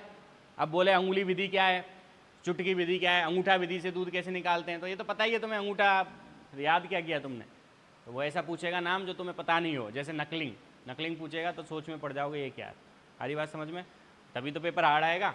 तो ये दूध निकालने की विधियाँ, मशीन के द्वारा दूध निकालने के लिए, तो मशीन के लिए दूध निकालने के लिए पशुओं की संख्या कितनी होनी चाहिए, हैं 20 या 20 से अधिक होनी चाहिए पशुओं की संख्या। और मशीन मिल्किंग के लिए, दूध निकालने के लिए जो मशीन होती है, जो प्रेशर बनाता है, उसको क्या बोलते हैं, पल्सेटर, क्या बोलते हैं, मशीन मिल्किंग का हृदय। अरे मशीन मिल्किंग का हृदय किसे कहते हैं, पल्सेटर को। नहीं लिखाया, मशीन मिल्किंग पढ़ाई नहीं पढ़ाई, मशीन मिल्किंग का हृदय बोलते हैं पल्सेटर को, किसको, पल्सेटर को। और पल्सेटर मशीन मिल्किंग में वैक्यूम बनाकर दूध निकाला जाता है, क्या बनाकर, निर्वात बनाकर, क्या बनाकर, निर्वात बनाकर दूध निकाला जाता है, ठीक है। इससे क्वेश्चन वो पूछ लेगा, या पूछेगा फिर खीस से, क्या बोलेगा, खीस क्या होता है, तो भैया खीस क्या होता है, दूध दोने की विधियों से पूछेगा, सबसे अच्छी और सबसे खराब, ये याद रखना मोटा मोटा, सबसे अच्छी कौन सी है, पूर्णस्थ विधि, और सबसे खराब विधि कौन सी है, अंगूठा विधि, क्लियर है। या खीस से पूछेगा, खीस में क्या पूछेगा, खीस क्या होता है, पहले 3 दिन तक का दूध प्रसव के बाद, बच्चा देने के बाद प्रथम 3 दिन का दूध खीस कहलाता है। पहले 3 दिन बच्चा देने के बाद जो पहले 3 दिन का दूध आता है वो क्या कहलाता है, खीस कहलाता है। और खीस में यही पूछेगा कि बछड़े को कितना खीस पिलाना चाहिए, बताया मैंने पहले ये 50 बार, क्या बताया, बछड़े को कितना खीस पिलाना चाहिए, शरीर के वजन का कितना %, अरे 20 हो गया क्या, आज पहली बार गलती हुई है मेरे से, मैं ये क्वेश्चन तो मेरे को डेली याद रहता है, मैं 10 की जगह 20 कर गया। शरीर के वजन का, बछड़े को कितना खीस पिलाना चाहिए, शरीर के वजन का 10%, कितना पिलाना चाहिए, शरीर के वजन का 10% पिलाना चाहिए, ठीक है। अब खीस पिलाने के क्या लाभ हैं, खीस पिलाते क्यों हैं, तो खीस इसलिए पिलाते हैं कि ये तो उसकी इम्यूनिटी बनी रहे, क्या बनती है, खीस पिलाने से प्रतिरक्षा, उसके बीमारियों से लड़ने की क्षमता मिलती है, क्या मिलती है, बीमारियों से लड़ने की क्षमता। और दूसरा, खीस जो है उसके गोबर को बाहर निकाल देता है, क्या करता है, लग्जेटिव का काम करता है। प्रथम गोबर, पहली बार जो गोबर करता है बछड़ा, उसको क्या बोलते हैं, मिकोनियम, क्या बोलते हैं, तो मिकोनियम को बाहर निकालता है। और दूसरा, खीस जो है वो बछड़े को इम्यूनिटी देता है, बीमारियों से लड़ने की क्षमता, प्रतिरक्षा देता है, ठीक है, क्योंकि खीस के अंदर क्या पाई जाती है, एंटीबॉडी। अरे खीस के अंदर क्या पाई जाती है, तो खीस के अंदर सबसे ज़्यादा मात्रा में कौन सी एंटीबॉडी पाई जाती है, अरे कौन सी पाई जाती है, IgG। खीस नहीं पिलाएंगे तो क्या होगा, खीस नहीं पिलाएंगे तो बछड़े को इम्यूनिटी नहीं मिलेगी, बीमारियों से लड़ने की क्षमता नहीं मिलेगी, और क्या होगा, उसका गोबर जो है बाहर नहीं निकलेगा। खीस नहीं पिलाएंगे तो जो गोबर है फंस जाएगा, तो खीस नहीं पिलाएंगे तो बीमारी हो जाएगी बछड़े को, क्या हो जाएगी, बीमारी। खीस ना पिलाने से कौन सी बीमारी होती है, कोलीवेसिलोसिस, कौन सी होती है, कोलीवेसिलोसिस बीमारी किससे होती है, इकोलाई से, किससे होती है, इकोलाई नामक जीवाणु से होती है, क्योंकि गोबर नहीं निकलता, गोबर नहीं निकलेगा तो गोबर सड़ जाएगा, गोबर सड़ जाएगा तो उसमें जीवाणु रहता है इकोलाई बहुत ज़्यादा मात्रा में फैल जाएंगे और आंतों में इन्फेक्शन कर देंगे, किसमें, और जो बछड़ा है उसको पतले दस्त लग जाएंगे, कैसे लग जाएंगे, पतले दस्त, और सूख कर बछड़ा धनुष के आकार का हो जाएगा, कैसा हो जाएगा, धनुष के आकार का हो जाएगा। किस बीमारी में, कोलीवेसिलोसिस। कोलीवेसिलोसिस बछड़े में कितने दिन के बछड़े में होती है, 1 से 3 दिन के बछड़े में, कितने दिन के बछड़े में होती है, क्योंकि खीस ना पिलाने से, खीस कब आता है, 1 से 3 दिन ही आता है, तो 1 से 3 दिन के बछड़े में खीस नहीं पिलाओगे तो कोलीवेसिलोसिस हो जाएगी, पतले दस्त, शरीर धनुष के आकार का हो जाएगा। ये खीस और दुग्ध दोहन की विधियाँ, इससे एक क्वेश्चन आएगा। क्वेश्चन हो गए कितने, 7, कितने क्वेश्चन हो गए भाई, 7। कौन कौन से बताओ, पहला याद होने चाहिए तुम्हें सारे क्वेश्चन, 5, 6, 7 क्वेश्चन कितने आएंगे, पशुपालन के क्वेश्चन कितने आएंगे, 45। 7 हो गए, कितने बचे अब, 38। हाँ, पहला किससे है, जानवरों के प्रकार, दूसरा अनुसंधान संस्थान, तीसरा वैज्ञानिक नाम, चौथा डेयरी विकास, डेयरी या दूध, है ना, 5वां बधियाकरण, 6वां सींग रोदन या पूंछ रोदन, 7वां खीस या दुग्ध दोहन की, अरे बोलो, दुग्ध दोहन की विधियां या खीस। 7 हो गए, ठीक है। 8वां क्वेश्चन, 8वां और 9वां, 2 क्वेश्चन आएंगे एक ही टॉपिक से। टॉपिक का नाम है कृत्रिम गर्भाधान। क्या नाम है? कृत्रिम गर्भाधान। ठीक है, निकाल लो। पानी ला यार, बोतल एक है कि गला सूख गया मेरा बोल बोल के।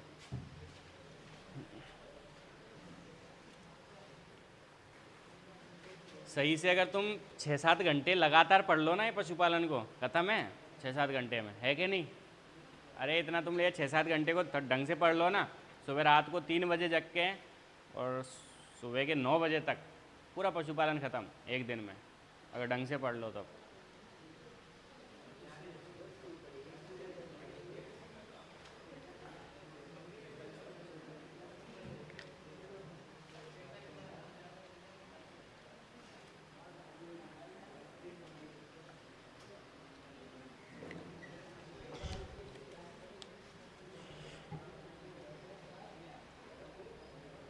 हाँ भाई, टॉपिक कौन सा है? कृत्रिम गर्भाधान। अरे सुनो इधर, कृत्रिम गर्भाधान कौन सा टॉपिक है? कृत्रिम गर्भाधान। अब कृत्रिम गर्भाधान को क्या बोलते हैं? Artificial insemination. क्या बोलते हैं? आर्टिफिशियल इंसेमिनेशन या एआई, या क्या बोलते हैं? एआई। एक होता है कृत्रिम गर्भाधान, एक होता है प्राकृतिक समागम। अरे बात है नहीं, प्राकृतिक समागम क्या होता है? सांड के पास ले जाते हैं गाय को। किसके पास? सांड के पास। जब सांड के पास ले जाते हैं गाय को तो उसको बोलते हैं प्राकृतिक समागम। क्या बोलते हैं? प्राकृतिक समागम, नेचुरल मीटिंग, समागम। और जब डॉक्टर के पास ले जाते हैं गाय को तो डॉक्टर क्या करता है ना, डॉक्टर जो है वो क्या करता है, मशीन के द्वारा, एआई गन के द्वारा सीमन डालता है गाय के अंदर। क्या डालता है? सीमन डालता है। तो उसको बोलते हैं कृत्रिम गर्भाधान। क्या बोलते हैं? अरे क्या बोलते हैं? पशु में कृत्रिम रूप से गर्भ धारण कराना कृत्रिम गर्भाधान कहलाता है। पशु में कृत्रिम रूप से गर्भ धारण कराना क्या कहलाता है? कृत्रिम गर्भाधान कहलाता है। और बाकी सांड से पकड़ाएं तो प्राकृतिक समागम। क्या बोलेंगे? प्राकृतिक समागम। क्लियर है दोनों चीज़? दोनों में क्या अंतर है? अरे समझ में आ गई? मुंह फाड़ के क्या देख रहा है? नहीं समझ में आई तेरे को? हैं? प्राकृतिक समागम और कृत्रिम गर्भाधान। सबसे पहले सुनो भाई, सबसे पहले पूछेगा विश्व में सबसे पहले कृत्रिम गर्भाधान किसने किया था? भारत में सबसे पहले ये काम किसने किया था? तो भैया सुनो, विश्व में सबसे पहले किया था लजारो स्प्लेंजानी ने। किसने किया था? लजारो स्प्लेंजानी ने किया था। कब किया था? 1780 में। और किस जानवर में किया था? कुतिया में। भारत में सबसे पहले, ये इंपॉर्टेंट है, भारत में सबसे पहले कृत्रिम गर्भाधान किसने किया था? डॉक्टर संपत कुमारन ने किया था। कब किया था? 1939 में। कब किया था? 1939 में किया था। और किस जानवर में किया था? गाय के अंदर। किस में किया था? फिर पूछेगा कृत्रिम गर्भाधान करने की विधि, किस विधि के द्वारा? गाय में किस विधि से कृत्रिम गर्भाधान करते हैं? तो गाय में करते हैं रेक्टो वेजाइनल विधि से। किससे? गाय भैंस में करते हैं रेक्टो वेजाइनल विधि से, है ना। पूछेगा घोड़ी में किससे करते हैं? तो घोड़ी में करते हैं पर वेजाइनल विधि से। भेड़ बकरी में किससे करते हैं? वेजाइनल स्पेकुलम विधि से। और सुगरी में करते हैं कॉर्क स्क्रू विधि से कृत्रिम गर्भाधान करते हैं। आई बात समझ में? अब पूछेगा वो कृत्रिम, ये तो मोटा मोटा हो गया कि कृत्रिम गर्भाधान के लिए सबसे पहले वीर्य इकट्ठा करते हैं। क्या करते हैं? वीर्य एकत्रण। वीर्य एकत्रण किससे करते हैं? सांड से। और वीर्य एकत्रण कहाँ किया जाता है? बस्सी जयपुर में। कहाँ किया जाता है? बस्सी जयपुर में। क्या है? बस्सी जयपुर में है सीमन बैंक। क्या है? Semen bank. अरे सीमन वहीं से आता है, बस्सी जयपुर से आता है। सीमन बैंक कहाँ पर है? बस्सी जयपुर में। वहाँ 250 सांड पाल रखे हैं। कितने सांड? 250 सांड। एक सांड पे 2 पशु परिचर रहते हैं वहाँ पे। अब मान लो 500 पशु परिचर की ड्यूटी तो वहीं लगेगी एक सांड के पास। एक सांड के पास 2 पशु परिचर हैं। अरे वहाँ 500 पशु परिचर हैं वहाँ, मजाक समझ रहे हो? तुम में से पशु परिचर बन गए ना तो आधे से की ड्यूटी वहीं लगनी है। ठीक है। और वहाँ पूरे दिन कुछ नहीं है, वो सांड को नहलाना धुलाना, उसको रखना, पूरे दिन उसकी सेवा करते रहो। हंस रहे हो? वो सांड की कीमत पता है तुम्हें? एक सांड 10-10, 20-20 लाख का है ना। 1-1 करोड़ के सांड होते हैं। तुमने देखा पशु मेले में वो सांड बिकते हैं ना, है ना। एक सहनसा नाम था एक का, पता नहीं क्या था, वो 10 करोड़ के बिके थे। भीम, है ना। कितने करोड़ का? अब बोलो, हंस रहे हो तुम? हम जो है 50,000 की मोटरसाइकिल है उसको सुबह शाम साफ करते रहते हैं। ठीक है। 14 करोड़ हमारा हवाई जहाज के बराबर है वो तो। हेलीकॉप्टर आ जाए इतने में तो, हैं? तो गर्व की बात है इतने करोड़ का हमें उसकी सेवा करें तो भाई उसकी ड्यूटी करने के लिए अब देख लो कितने लोग लगे रहते होंगे। ऐसे ही है। तो वहाँ पे भी बस्सी में क्या है? सीमन में, वहाँ अच्छे अच्छे सांड पाल रखें, है ना। मुर्रा के गिर के साहिवाल के सांड पाल रखे हैं, 100 200 सांड, ये फार्म 100 सांड का, ये इतना ये इतना इतना, और दुनिया भर के पशु पक्षियों की ड्यूटी रहती है वहाँ, ठीक है। कुछ नहीं करना है, एक के पास 2 की ड्यूटी रहती है, एक दिन में देखेगा, एक रात को देखेगा, ठीक है। अब क्या करते हैं वो सीमन के लिए, सबसे पहले जो सांड खरीद बच्चा होता है सबसे पहले उसको ट्रेनिंग करते हैं, पहले खिला पिला के बड़ा करते हैं, फिर उसको ट्रेनिंग देते हैं वीर्य एकत्रण के लिए। सीमन इकट्ठा करना है ना, ट्रेनिंग की शुरुआत कब की जाती है? कब की जाती है? अरे बोलो, लिखा नहीं रखा? 18 माह की उम्र पर कब की जाती है ट्रेनिंग की शुरुआत? किसकी शुरुआत? ट्रेनिंग, ठीक है। सांड को वीर्य एकत्रण के लिए ट्रेनिंग की शुरुआत करते हैं 18 माह की उम्र पर। फिर वीर्य इकट्ठा, वीर्य लेना कब शुरू करते हैं? 24 माह की उम्र पर। कब करते हैं? 24 माह। सांड 24 माह का होता है जब वीर्य इकट्ठा करते हैं। वीर्य एकत्रण सबसे ज़्यादा वीर्य सांड में कब आता है? 5 से 8 वर्ष की उम्र पर। कब आता है? 5 से 8 वर्ष की उम्र पर आता है ना। वीर्य एकत्रण कौन से मौसम में करते हैं? गर्मियों में या सर्दियों में? सर्दियों में करते हैं। सप्ताह में कितनी बार करते हैं? 2 बार। और कौन से, सुबह के समय या शाम के समय? सुबह के समय वीर्य एकत्रण किया जाता है। वीर्य एकत्रण करने की कितनी विधि है? 2 विधि, कृत्रिम योनि के द्वारा या इलेक्ट्रो इजैकुलेशन। अरे सांड में किस विधि के द्वारा? सभी जानवरों में किस विधि के द्वारा वीर्य एकत्रण किया जाता है? कृत्रिम योनि के द्वारा। किसके द्वारा किया जाता है? वीर्य एकत्रण किसके द्वारा किया जाता है? तो वीर्य एकत्रण की विधि कौन सी है भैया? याद रख लेना, ये कृत्रिम योनि के द्वारा, बहुत इंपॉर्टेंट है, ठीक है। कि जानवरों में सबसे ज्यादा काम में ली जाने वाली विधि वीर्य एकत्रण के लिए कौन सी विधि काम में लेते हैं? कृत्रिम योनि के द्वारा। कृत्रिम योनि 3 प्रकार की आती हैं। कितने मॉडल आते हैं? 3 मॉडल। एक डेनिस मॉडल है, मिसिसिपी मॉडल है, नॉर्वेजियन मॉडल। डेनिस मॉडल किसके लिए आता है? सांड के लिए। नॉर्वेजियन मॉडल सुअर के लिए, और मिसिसिपी मॉडल आता है घोड़े के लिए। कृत्रिम योनि की लंबाई अलग अलग जानवर में अलग अलग होती है। कृत्रिम योनि का तापमान अलग अलग जानवर में अलग अलग होता है। कृत्रिम योनि की लंबाई जो है वो सांड के लिए होती है कितनी? 34 35, ठीक है। सांड के लिए कृत्रिम योनि की लंबाई 35 सेंटीमीटर होती है, ठीक है। सुअर के लिए होती है 12.5 सेंटीमीटर, कुत्ते के लिए होती है 20 सेंटीमीटर, घोड़े के लिए होती है 54 सेंटीमीटर। कितनी होती है? 54 सेंटीमीटर। कृत्रिम योनि की लंबाई अलग अलग जानवर में अलग अलग होती है, और तापमान भी अलग अलग जानवर में अलग अलग रखते हैं। और कृत्रिम योनि से क्या करते हैं? वीर्य इकट्ठा करते हैं। और कृत्रिम योनि से जब वीर्य इकट्ठा करते हैं तो जमीन के साथ 45 डिग्री का कोण रखते हैं। कितना रखते हैं? 45 डिग्री का कोण रखते हैं। वीर्य एकत्रण के करने के बाद वीर्य को छोटी छोटी स्ट्रो में भर दिया जाता है। किस में भर दिया जाता है? छोटी छोटी, अरे बोलो, स्ट्रो के अंदर वीर्य को किस में भर दिया जाता है? छोटी छोटी स्ट्रो में। और स्ट्रो बनी होती है पॉलीविनाइल क्लोराइड की। किसकी बनी होती है? पेन की पेंसिल होती है ना, इसमें भर दिया जाता है। पेन की पेंसिल होती है ना, ऐसे भर दिया जाता है वीर्य को। वीर्य किससे बनी होती है स्ट्रो? पॉलीविनाइल क्लोराइड से। बहुत इंपॉर्टेंट क्वेश्चन है भाई, स्ट्रो किससे बनी होती है? किससे बनी होती है? पीवीसी। अरे किससे बोलो? स्ट्रो 3 प्रकार की आती हैं, फ्रेंच मिनी स्ट्रो, फ्रेंच मीडियम स्ट्रो और जर्मन स्ट्रो। कितने प्रकार की आती हैं स्ट्रो? लिखा रखा है। कितने प्रकार की स्ट्रो आती हैं? 3 प्रकार की। कौन कौन सी? फ्रेंच मिनी, फ्रेंच मीडियम और जर्मन स्ट्रो, ठीक है। भारत में सबसे ज़्यादा काम में ली जाने वाली स्ट्रो कौन सी है? French mini स्ट्रो। कौन सी है? French mini. फ्रेंच मिनी स्ट्रो का आयतन कितना होता है? 0.25 ml। कितना होता है? 0. है ना। वीर्य को संरक्षित रखने के लिए, वीर्य को संरक्षित रखने के लिए या हिम शीतलन करने के लिए, बर्फ में ठंडा रखने के लिए किसका उपयोग करते हैं? तरल नाइट्रोजन गैस का। किसका? तरल नाइट्रोजन गैस। किसका उपयोग करते हैं? तरल नाइट्रोजन गैस को बोलते हैं LN2। क्या बोलते हैं? LN2। और इसका तापमान कितना होता है? -196 डिग्री सेंटीग्रेड। कितना होता है? -196 डिग्री सेल्सियस।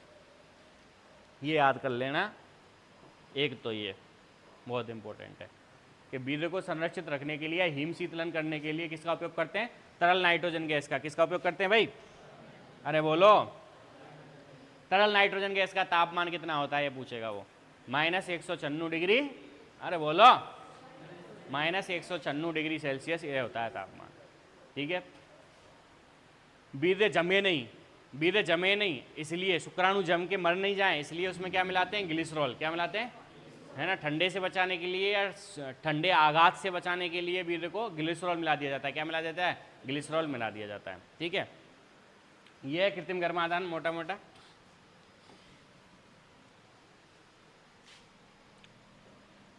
इसके अलावा कुछ कृत्रिम गर्भाधान से अलावा ये पढ़ते हैं कि मध्यकाल क्या होता है, मध्यचक्र क्या होता है, मध्यचक्र क्या होता है, गर्भकाल क्या होता है, समागम की क्रिया को क्या कहते हैं, ठीक है। यूनिपेरा जानवर क्या होते हैं, मध्यकाल कितने दिन का होता है, यूनिपेरा, मल्टीपेरा, एक क्वेश्चन यहाँ से आएगा, एक क्वेश्चन कृत्रिम गर्भाधान से, तो ले देके 2 क्वेश्चन हो गए। ठीक है, कितने हो गए? 2 क्वेश्चन हो गए गाय के किससे? जनन तंत्र से। भाई गर्भ का कृत्रिम गर्भाधान जनन तंत्र का भाग है, तो 2 क्वेश्चन आएंगे। एक क्वेश्चन तो कृत्रिम गर्भाधान से आएगा सीधा सीधा, अभी जब इससे पहले जो पढ़ाया था वो।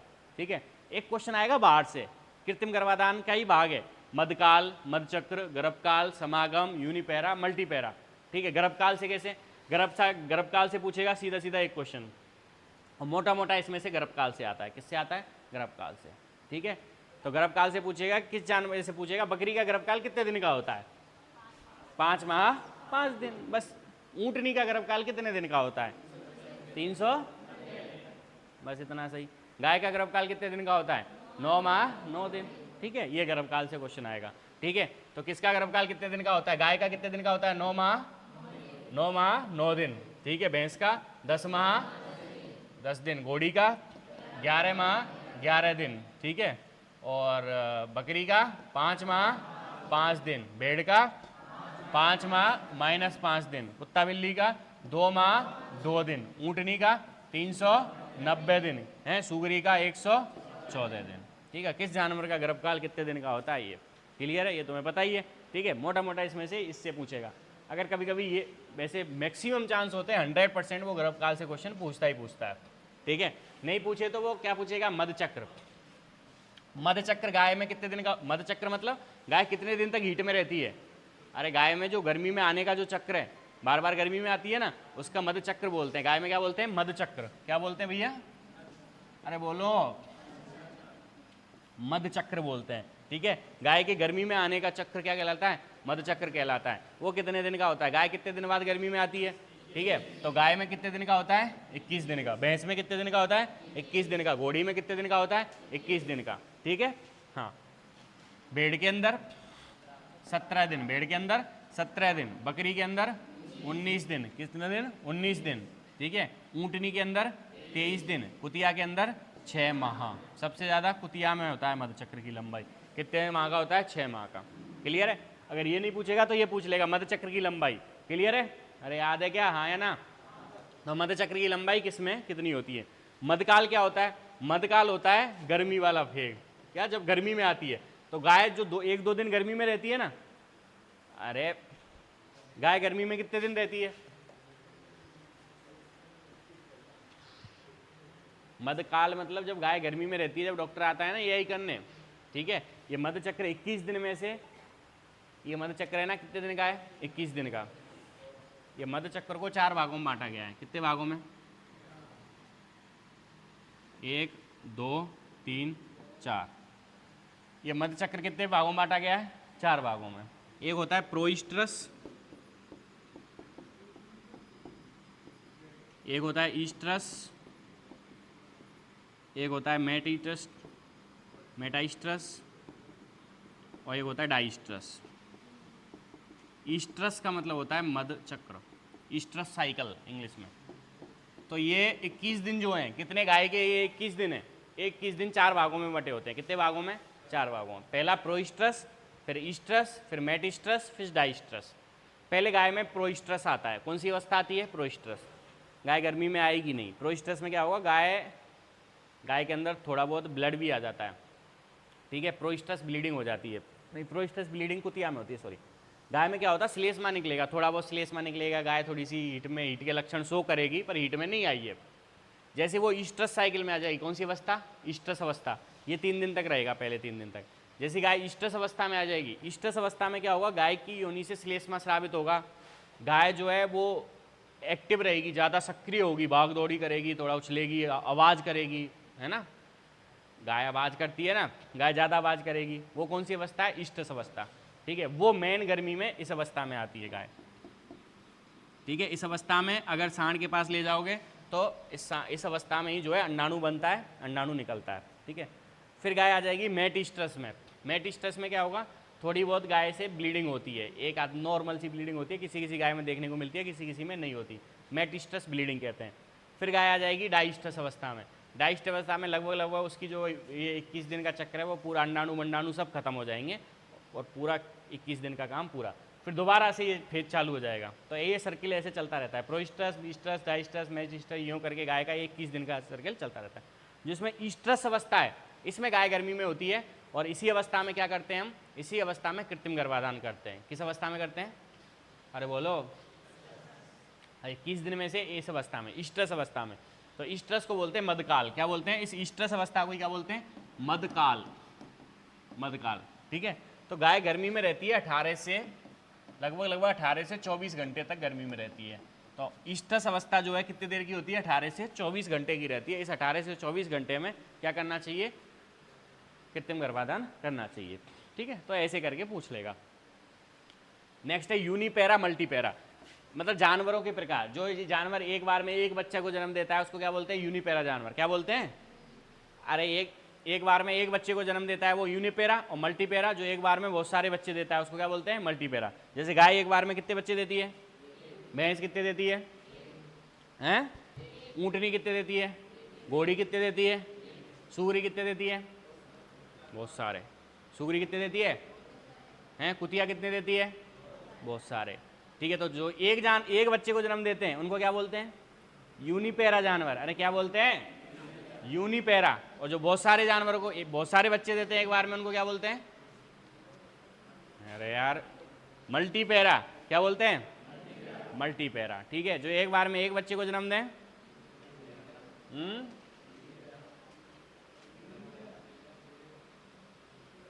और जो बहुत सारे देते रहे वो, बोलो, यूनिपेरा, मल्टीपेरा, प्राइमीपेरा, प्लूरीपेरा, नल्लीपेरा। पढ़ाए थे ये, नहीं लिखा है, अरे लिखा है, नहीं लिखा है, तभी नहीं बोल रही हूँ। यूनिपेरा, मल्टीपेरा, प्राइमीपेरा, प्लूरीपेरा, प्लूरीपेरा, नल्लीपेरा।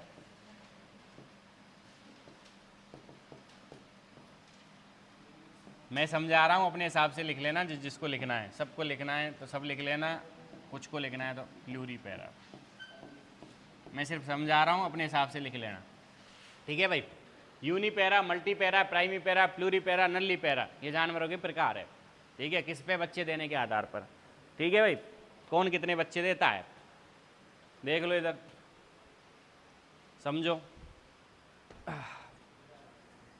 यूनिपेरा तो बता तो दिया यार, क्या देख रहे हो मेरी तरफ। यूनिपेरा तो वही हो गया जो एक बार में, यूनिपेरा क्या हो गए, यूनिपेरा वो जानवर या वे जानवर जो एक बार में एक बच्चे को जन्म देते हैं, यूनिपेरा जानवर कहलाते हैं। जो एक बार में एक बच्चे को जन्म देते हैं, यूनिपेरा जानवर कहलाते हैं। गाय, भैंस, ऊँटनी, घोड़ी। जो एक बार में दो या दो से अधिक बच्चों को जन्म देते हैं, मल्टीपेरा कहलाते हैं। दो या दो से अधिक बच्चों को जन्म देते हैं, मल्टीपेरा। जैसे कुतिया, सुगरी, भेड़, बकरी। भेड़ बकरी भी भाई एक से ज़्यादा देती है ना, दो देती है, दो से अधिक देती है, ठीक है, मल्टीपेरा। प्राइमीपेरा क्या है, लिख लो, चलो लिखा देता हूं तुम्हें। यूनिपेरा में लिखो, वे जानवर जो एक बार में एक बच्चे को जन्म देते हैं।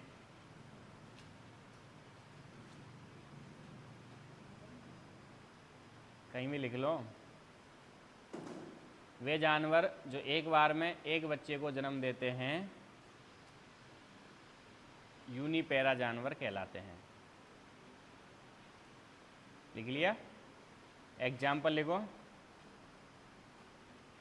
बोल के लिखाने की आदत नहीं है मेरे को, इसलिए पता नहीं चलेगा तुम कितनी स्पीड से लिख रहे हो।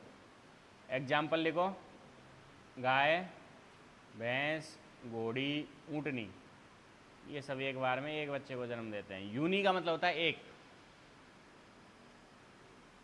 ठीक है। मल्टीपेरा में लिखो, वे जानवर जो एक बार में दो या दो से अधिक बच्चों को जन्म देते हैं। दो या दो से अधिक बच्चों को जन्म देते हैं, मल्टीपेरा जानवर कहलाते हैं।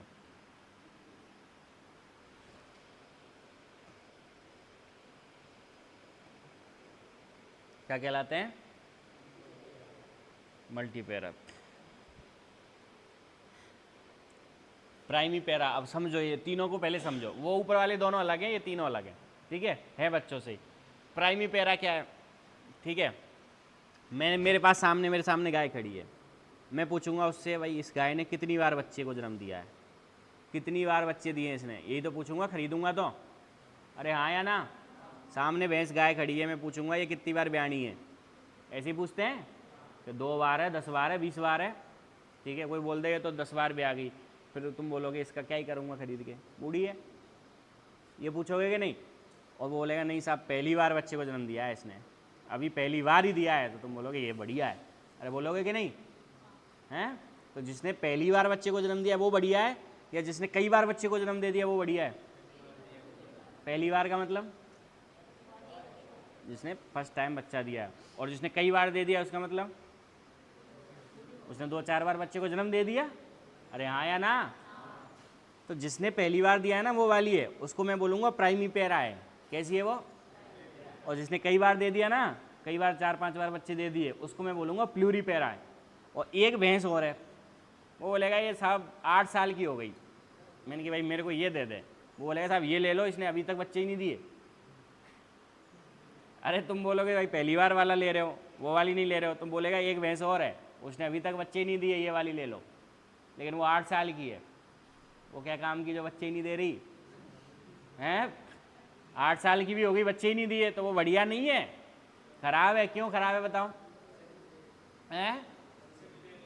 बच्चे उसको टाइम से दे देने चाहिए थे, अभी तक बच्चे नहीं दिए, वो क्या काम की है, वो तो नल्ली है। कैसी है, बिना काम के होते हैं ना उनको नल्ला बोलते हैं ना, तो यहाँ पे वो नल्ली है, तो इसको क्या बोलेंगे, नल्ली पैरा। क्या बोलेंगे, तो जिसने पहली बार बच्चे को जन्म दिया है वो प्राइमी पैरा, वो क्या हो गई, अरे बोलो, जिसने पहली बार बच्चे को जन्म दिया है वो प्राइमी पैरा, जिसने कई बार बच्चे को जन्म दे दिया वो प्लूरी पैरा, और जिसने आज तक बच्चे को जन्म नहीं दिया वो, नहीं समझे, समझ गए, लिख लो तो अपने आप लिखो। प्राइमी पैरा में लिखो, वह मादा जिसने पहली बार बच्चे को जन्म दिया है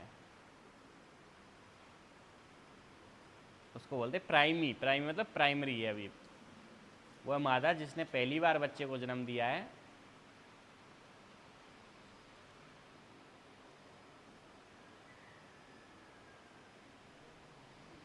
प्लूरी पैरा में लिखो, वह मादा जिसने कई बार बच्चे को जन्म दे दिया हो, वह मादा जिसने कई बार का मतलब होता है 2 या 2 से अधिक बार, एक ही बात है ना, जिसने कई बार बच्चे को जन्म दे दिया हो उसको बोलेंगे प्लूरी पैरा। और वह मादा जिसने आज तक बच्चे को जन्म नहीं दिया हो वो कहलाएगी नल्ली पैरा। वह मादा जिसने आज तक बच्चे को जन्म नहीं दिया हो,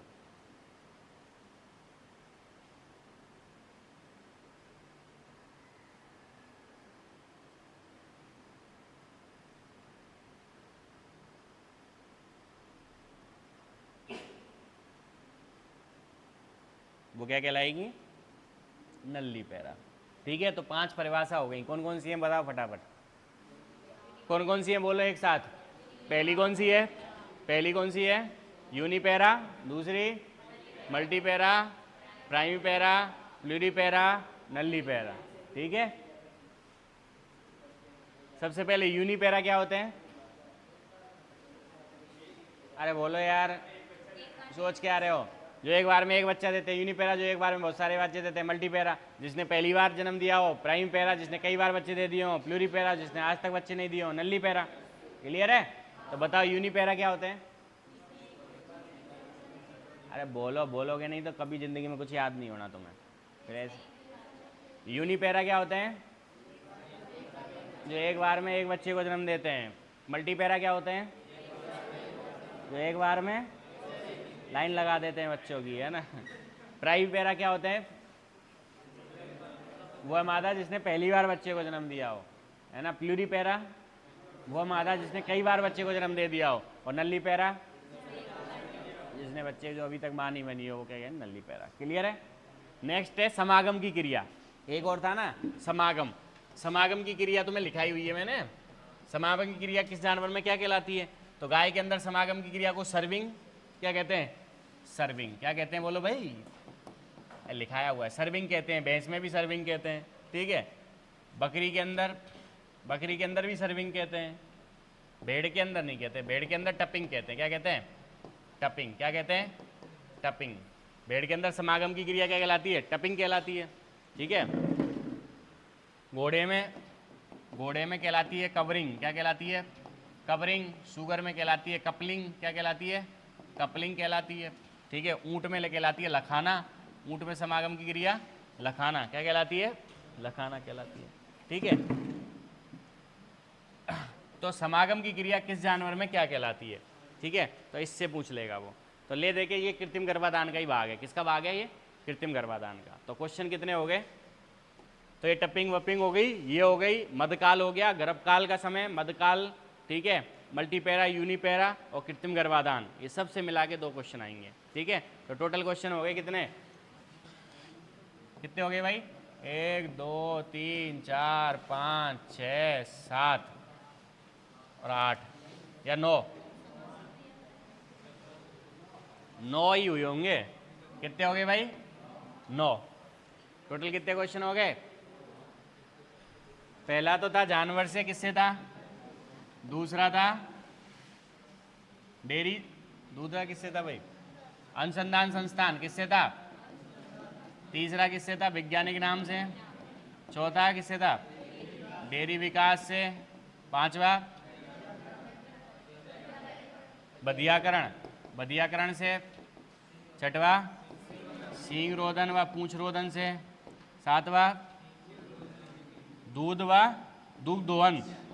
दोहन व खींच से, आठवा कृत्रिम गर्भाधान, किससे, कृत्रिम गर्भाधान, और 9वां वही गर्भकाल, मध्यचक्र, समागम की क्रिया या फिर यूनिपैरा,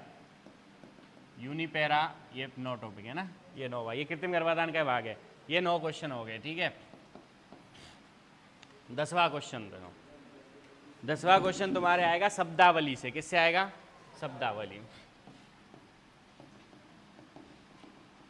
शब्दावली से मतलब, ठीक है, शब्दावली का मतलब क्या है कि जानवर के बछड़े को क्या कहते हैं, नवजात को, किसको, नवजात क्या कहलाता है, जवान नर क्या कहलाता है, जवान मादा क्या कहलाती है, वयस्क नर क्या कहलाता है, वयस्क मादा क्या कहलाती है, ठीक है।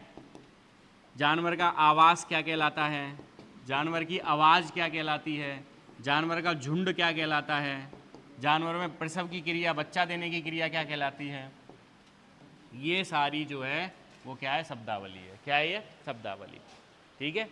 अरे ये पढ़ा है कि नहीं, कि जानवर में किस जानवर के बछड़े को क्या कहते हैं, जानवर के जवान नर को क्या कहते हैं, जवान मादा को क्या कहते हैं, ठीक है, वयस्क नर को क्या कहते हैं, वयस्क मादा को क्या कहते हैं, उनके घर जो होता है आवास को क्या कहते हैं, उनकी आवाज़ जो आवाज़ निकालते हैं उस आवाज़ को क्या कहते हैं, जानवरों के झुंड को क्या कहते हैं, जानवरों के प्रसव की क्रिया क्या कहलाती है, ठीक है। मोटा मोटा एक क्वेश्चन जो है वो इसमें से आएगा, ठीक है।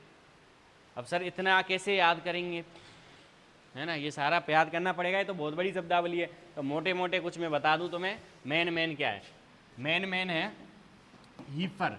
हीपर क्या है, क्या पूछता है, हीपर किसे कहते हैं, तो हीपर क्या है भाई, जवान मादा, गाय भैंस की जवान मादा, ऐसी मादा जिसकी उम्र 1 साल से अधिक हो लेकिन उसने अभी तक बच्चे को जन्म नहीं दिया हो, वो हीपर कहलाती है। या मैं बोलूँ जवान गाय या जवान भैंस, ठीक है। गाय भैंस में जो जवान होती है मादा उसको हीफर कहते हैं, ठीक है। अरे ऐसी गाय भैंस जो जवान हुई है अभी, ठीक है, उसको हीफर कहते हैं। क्या कहते हैं, हीफर। क्या कहते हैं, हीफर। बच्चा क्या कहलाता है, तो बच्चे में पूछते हैं वो क्या पूछते हैं, या तो पूछेंगे फॉल है या पूछेंगे भेड़ का बच्चा क्या कहलाता है भाई, लैम्ब। क्या पूछेंगे, लैम्ब या फॉल। तो भैया फॉल जो है वो घोड़े का बच्चा होता है और लैम्ब जो है वो किसका होता है, भेड़ का बच्चा। किसका होता है, भेड़ का बच्चा, ठीक है। और काफ होता है, काफ गाय का बच्चा होता है। तो ये बच्चे में से 3 इंपॉर्टेंट है, क्या, फॉल, लैम्ब इंपॉर्टेंट है, ये लैम्ब क्या होता है, भेड़ का बच्चा होता है, ठीक है। अब पूछेगा वयस्क नर और वयस्क मादा को क्या कहते हैं, ठीक है। तो भैया मोटा मोटा वो किसमें से पूछ लेगा, हैं, घोड़े में से, घोड़े में वयस्क नर और वयस्क मादा क्या है, तो घोड़े में क्या बोलते हैं, घोड़ा को बोलते हैं स्टेलियन, क्या बोलते हैं, स्टेलियन, है ना, और घोड़ी को बोलते हैं मेयर, क्या बोलते हैं, मेयर बोलते हैं, ठीक है। ऐसे ही बकरे बकरा को बोलते हैं, ऐसी भेड़ भेड़ा को बोलते हैं, ऐसी गाय भैंस को बोलते हैं, ठीक है। तो कुछ याद नहीं रखना, गाय भैंस का देख लेना, गाय भैंस में कुछ नहीं बोलते, सांड बोलते हैं और गाय बोलते हैं, क्या बोलते हैं, सांड और गाय, भैंस में भी सांड और गाय, भैंस में गाय क्यों बोलेंगे, भैंस में बफेलो बुल, बफेलो बुल और बफेलो, भैंस, भैंस को भैंस बोलेंगे। बकरा बकरी में देख लेना बस, बकरा और बकरी और भेड़ा और भेड़। बकरा बकरी में बोलते हैं, बकरे को बोलते हैं बक, और बकरी को बोलते हैं नैनी या डोए, ठीक है। ऐसी भेड़ भेड़ा में इसको बोलते हैं रैम, और इसको भेड़ बोलते हैं ईव, रैम ईव। ये चार शब्दावली थोड़ी सी। आवाज़ देख लेना, आवाज़ क्या होती है, तो किस जानवर की आवाज़ को बेलोइंग, एक होती है बेलोइंग किसी की होती है, और भेड़ बकरी की होती है ब्लीटिंग, कौन सी होती है, ब्लीटिंग। फिर होती है निगिंग, निगिंग घोड़े की होती है, ग्रंटिंग सुअर की होती है। बस ये 4-5 आवाज़ हैं। आवाज़ की बात करें, किसका घर क्या कहलाता है, ठीक है, तो गाय भैंस का जो घर होता है उसको बोलते हैं बार्न, क्या बोलते हैं, बार्न। भेड़ बकरी का घर होता है उसको पेन बोलते हैं, क्या बोलते हैं, पेन बोलते हैं, ठीक है। ये मुख्यतः यही है, और तो गाय सुगर वुगर छोड़ देना। झुंड का, तो किस जानवर का झुंड क्या कहलाता है, ठीक है, तो भेड़ बकरी का, भेड़ का झुंड जो है फ्लॉक कहलाता है, क्या कहलाता है, फ्लॉक, ये भेड़ का है। और बकरी का झुंड जो है वो क्या कहलाता है, ट्रिप, ट्रिप या बैंड कहलाता है, ठीक है। भेड़ बकरियाँ ज़्यादातर झुंड में रहती है, बाकी जानवर कम ही झुंड में देखने को मिलते हैं। तो ये मुख्यतः झुंड हो गया। फिर सबकी क्रिया, बच्चा देने की क्रिया, गाय भैंस में बच्चा देना काविंग कहलाता है। बच्चा पता है तो वही इंग लगा देना, जैसे लैम्बिंग, लैम्बिंग भेड़ में बच्चा देना, किडिंग बकरी में बच्चा देना, ये सारी, ठीक है। तो ये हो गए 10 क्वेश्चन, ठीक है। ये शब्दावली फटाफट फटाफट एक बार देख लेना, मोटा मोटा तुम्हें आ जाएगी, ठीक है।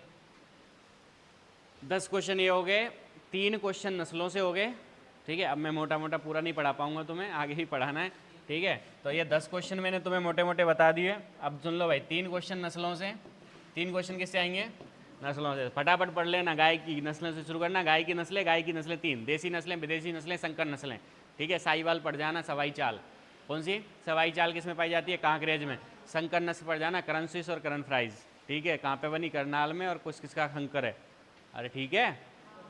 नस्लों से देसी गाय, विदेशी गाय, एचएफ बैचएफ कहाँ की है वो पढ़ लेना, और संकर गाय, ठीक है। और गिर, साहिवाल, थारपारकर, राठी, रेड सिंधी, ये सब पढ़ जाना, नागौरी वागौरी, ठीक है। ये गाय की होगी। भैंस में से बदावरी पड़ जाना, मुर्रा पड़ जाना। बदावरी में सबसे ज़्यादा फैट परसेंट आता है। बदावरी भैंस कहाँ की है, इटावा, ताजमहल के पीछे, इटावा यूपी की है। बदावरी में सबसे ज़्यादा फैट परसेंट होता है 14%, ठीक है। और बदावरी भैंस जो है, इसका रंग कैसा होता है, तांबे जैसा, भूरी भैंस कहते हैं। कैसे कहते हैं, भूरी भैंस। भेड़ में से चोकला पड़ जाना, मैरिनो पड़ जाना, ठीक है। भारत की मैरिनो, राजस्थान की मैरिनो चोकला, अपने यहाँ पे पाई जाती है सोनाड़ी। कौन सी पाई जाती है, सोनाड़ी। नाली में नाली गिरती है तो पीले रंग की हो जाती है। मगरा, मालपुरा, मारवाड़ी, 3 और है, मगरा, मालपुरा, मारवाड़ी, एम से, ठीक है। जैसलमेरी ये, और कजली, ये भेड़ राजस्थान की है। गड्डी, चेंगठेंगी, बाकरवाल ये उत्तर की है। और नेल्लौर, मंड्या, सबसे बड़ी नेल्लौर, सबसे छोटी मंड्या, वो पड़ जाना। ब्लैक, और ये गैरोल और गंजम, गैरोल सबसे ज़्यादा बच्चे देती है, भेड़ें खत्म, ठीक है।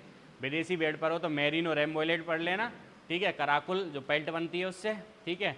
और सफोक डॉट से साउथ डाउन मांस वाली भेड़ें विदेश की। और लिंकन लिस्टर बड़ी ऊन वाली हैं, और सबसे अच्छी ऊन मैरिनो की होती है। मैरिनो स्पेन की है, और रेम्बोलेट फ्रांस की है, ठीक है। अरे भेड़ की संकर नस्लें पढ़ो तो इसारडेल, अभिकालीन, अभिवस्त्र, अभिमास, ये भेड़ की संकर नस्लें पढ़ जाना, इंपॉर्टेंट है। इसारडेल, मेरिनो और मगरा से इसार में बनी है। और 3 भेड़ की संकर नस्लें, अभिवस्त्र, अभिकालीन, अभिमास। अभिवस्त्र जो है ये अभिकालीन, ये कहाँ बनी है, ये अभिकानगर में। CHWRI यहाँ पे बनाई है संकर नस्लें। तो अभिमास, अभिमास किसका संकर है, अभिवस्त्र किसका है, तो अभिवस्त्र में कौन सी है भाई, रेम्बोलेट और चोकला, ठीक है। अभिकालीन में रेम्बोलेट और मालपुरा, और अभिमास में सफोक डॉर्सेट, और इधर सोनाडी और मालपुरा, ठीक है। ये संकर नस्लें भेड़ की। बकरी की नस्लें पढ़ो तो बकरी में वही मालाबारी, उस्मानाबादी, ब्लैक बंगाल, ठीक है, गंजम। और राजस्थान की बकरियां पढ़ो तो जखराना, जमुनापरी, जखराना, बारवरी, ठीक है। जखराना, जमुनापरी, बारवरी, बीटल, पूगल, ठीक है, मारवाड़ी, और सोजत, करौली, गुजरी, ये बकरी की नई नस्लें, ठीक है। बकरी में इधर पढ़ो तो गड्डी, चेगू, चेंगथेंगी, चेगू व चेंगथेंगी, इनके बालों को पश्मीना कहते हैं, उनके बालों पश्मीना से बनती है कश्मीरी शॉल। क्या बनती है? कश्मीरी शॉल। ठीक है, गड्डी की ऊन से बनती है कुल्लू शॉल, और भाकरवाल जो है इसकी ऊन से बनती है लोई। क्या बनती है? लोई। बकरी की एक विदेशी नस्ल है जिसका नाम है सानेन। सानेन बकरी जो है विदेशी बकरी है। सानेन कहाँ की है? स्विट्जरलैंड की है, और इसको दूध की रानी कहते हैं। क्या कहते हैं? दूध की रानी, सबसे ज़्यादा दूध देती है। एक बकरी है अंगोरा बकरी। कौन सी है ये बकरी? बकरी जैसी नहीं लगती है, भेड़ जैसी लगती है। ठीक है, तो भेड़ जैसी बकरी कहते हैं अंगोरा को, और इसके मुलायमी बाल जो होते हैं, इसके लंबे घने बाल होते हैं, उनको मोहेर कहा जाता है। क्या कहा जाता है? मोहेर कहा जाता है। ये बकरी हो गई। घोड़ा में काठियावाड़ी पढ़ लेना, कौन सा? काठियावाड़ी, मणिपुरी, मारवाड़ी, ये 3 घोड़े हो गए। ऊँट में जैसलमेरी, बीकानेरी। बीकानेरी सबसे बढ़िया है, जैसलमेरी तेज़ दौड़ता है, छोटे कद का होता है, और जैसलमेरी जो है ज़्यादातर पुलिस वगैरह के द्वारा उपयोग में जैसलमेरी लिया जाता है, जैसलमेरी और बीकानेरी। उसके अलावा मारवाड़ी, मेवाती, मेवाती, मारवाड़ी, मेवाड़ी, मेवाती, तीन ऊँट और हैं, तो 3 ऊँट ये हो गए, और एक जैसलमेरी, जालौरी। बीकानेरी, जैसलमेरी, जालौरी, मारवाड़ी, मेवाती, मेवाड़ी। 6 ऊँट राजस्थान के, 2 ऊँट गुजरात के, कच्छ और 2 ऊँट गुजरात के हैं, कच्ची और खराई, और 1 ऊँट MP का है, मालवी। ठीक है, ये ऊँट की नस्लें। टोटल ऊँट की नस्ल कितनी है? 9। घोड़े में काठियावाड़ी, मारवाड़ी, मणिपुरी, ये पड़ जाना। सूगर की कोई नस्ल नहीं है राजस्थान में। घुर्रा नस्ल के सूगर पाए जाते हैं, राजस्थान की कोई नस्ल नहीं है सूगर की। राजस्थान में सूगर की विदेशी नस्ल पढ़ लेना, लार्ज वाइट यॉर्कशायर और मिडिल वाइट यॉर्कशायर। ठीक है, और घुर्रा नस्ल के थोड़े बहुत सूगर पाए जाते हैं। मुर्गी की नस्ल में कड़कनाथ, असील। अरे मुर्गी की सबसे बड़ा मुर्गा, सबसे छोटा मुर्गा, सबसे भारी मुर्गा, सबसे लड़ाकू मुर्गा, काला रंग का मुर्गा, काला मासी, ये नस्लें मुर्गे की पढ़ लेना। ठीक है, काला मासी वाला मासी बताया क्या नहीं? सबसे बड़ा मुर्गा जर्सी ब्लैक जायंट, 6.9 किलो का मुर्गा, 6.5 किलो की मुर्गी। सबसे छोटा कड़कनाथ, 1.5 किलो का मुर्गा, 1.5 किलो की मुर्गी। कड़कनाथ को काला मासी कहते हैं। कड़कनाथ झाबुआ का है, कहाँ का है? इसका मांस काला होता है। कड़कनाथ का मांस कैसा होता है? काला होता है। असील जो है इसको लड़ाकू मुर्गा कहते हैं। क्या कहते हैं? सबसे ज़्यादा अंडे देने वाले मुर्गा जो है वो कौन सा है? White lagoon. सबसे ज़्यादा अंडा देता है ये मुर्गा। कितना अंडे देता है?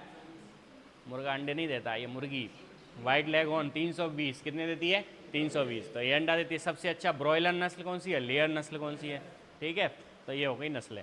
इनसे 3 क्वेश्चन आएंगे। 10 और 3 कितने क्वेश्चन हो गए? कितने हो गए बोलो भाई? 13 हो गए। ठीक है, एक क्वेश्चन आएगा मुर्गी पालन से। किससे आएगा? मुर्गी पालन से। एक क्वेश्चन आएगा जानवरों की आवास व्यवस्था। किससे?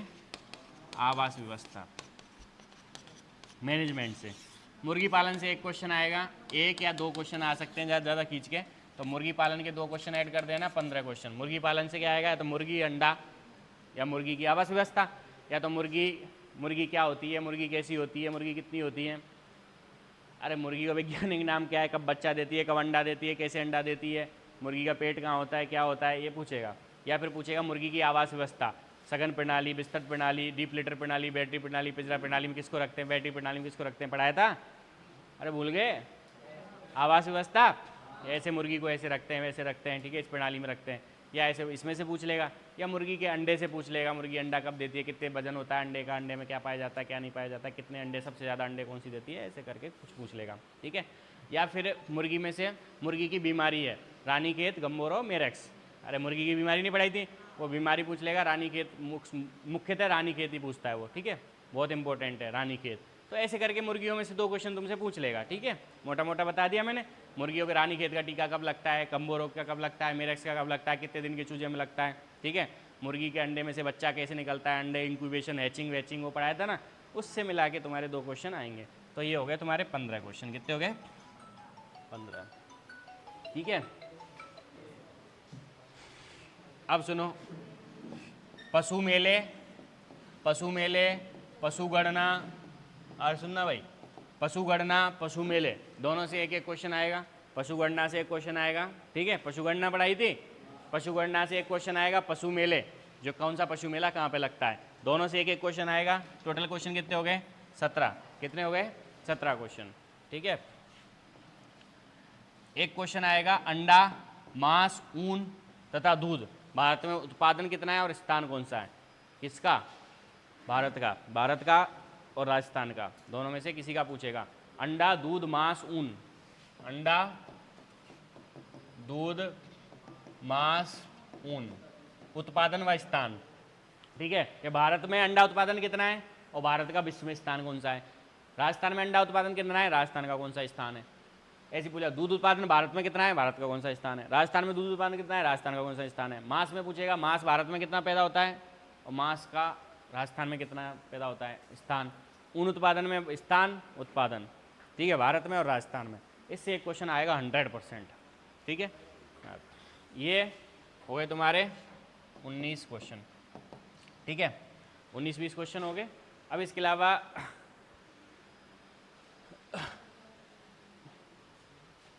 अलावा तुम्हारी बचे पशु रोग व टीकाकरण, ठीक है। कम से कम इसमें से 5 क्वेश्चन मान लो पशु रोग और टीकाकरण में से। बाह्य परजीवी और परजीवी नियंत्रण, क्या परजीवी नियंत्रण, एक क्वेश्चन तो परजीवी नियंत्रण का फिक्स है। बाह्य परजीवी, अंत परजीवी या परजीवी नियंत्रण। कृमिनाशक दवा पिलाना, क्या कृमिनाशक दवा, डिवॉर्मिंग, डोजिंग, डस्टिंग, छिड़काव, डिपिंग, भेड़ में करते हैं ना, पानी में डुबो के निकालते हैं, है ना, बाह्य परजीवी नियंत्रण के लिए। ये ऊन कतरन, एक क्वेश्चन ऊन कतरन, ठीक है। टीकाकरण, वीकाकरण, एफएमडी, मोटा मोटा इसमें से ये मान लो 5 क्वेश्चन पशु रोग से, 3 क्वेश्चन, एक क्वेश्चन टीकाकरण से, एक क्वेश्चन परजीवी नियंत्रण से, एक क्वेश्चन कृमिनाशक से और एक क्वेश्चन ऊन से, ठीक है। 1 2 3 4 और 3 7 ये क्वेश्चन हो गए। टोटल क्वेश्चन कितने हो गए, 25 27 हो गए शायद, है ना। टोटल 27 क्वेश्चन हो गए। ये सब पढ़ाया हुआ है मैंने। पशु रोग सारे पढ़ा दिए, टीकाकरण पढ़ा दिया, परजीवी नियंत्रण पढ़ा दिए, कृमिनाशक दवा वगैरह तुम्हें सब पढ़ा दिए, ऊन कतरन वतरन, ठीक है। ये तुम्हारे 27 क्वेश्चन हो गए, ठीक है। हाँ, ये नहीं पढ़ाया है, अंडा, दूध, मांस, ऊन उत्पादन व स्थान, ये तो छोटा सा।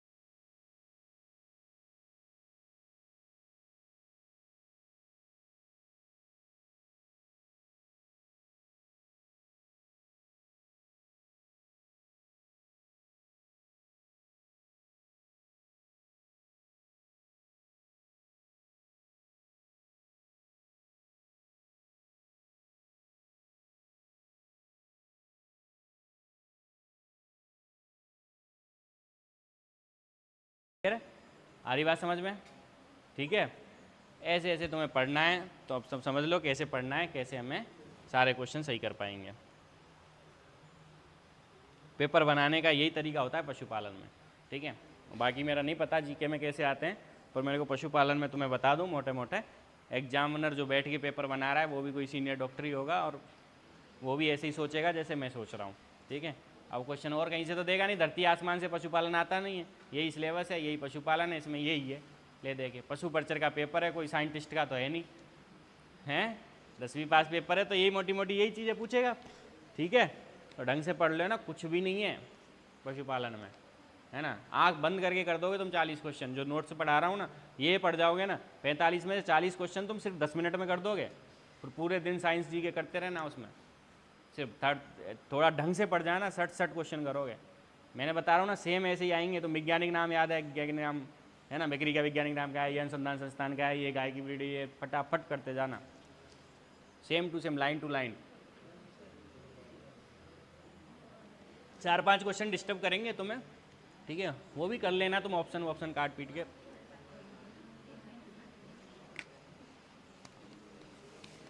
हाँ भाई,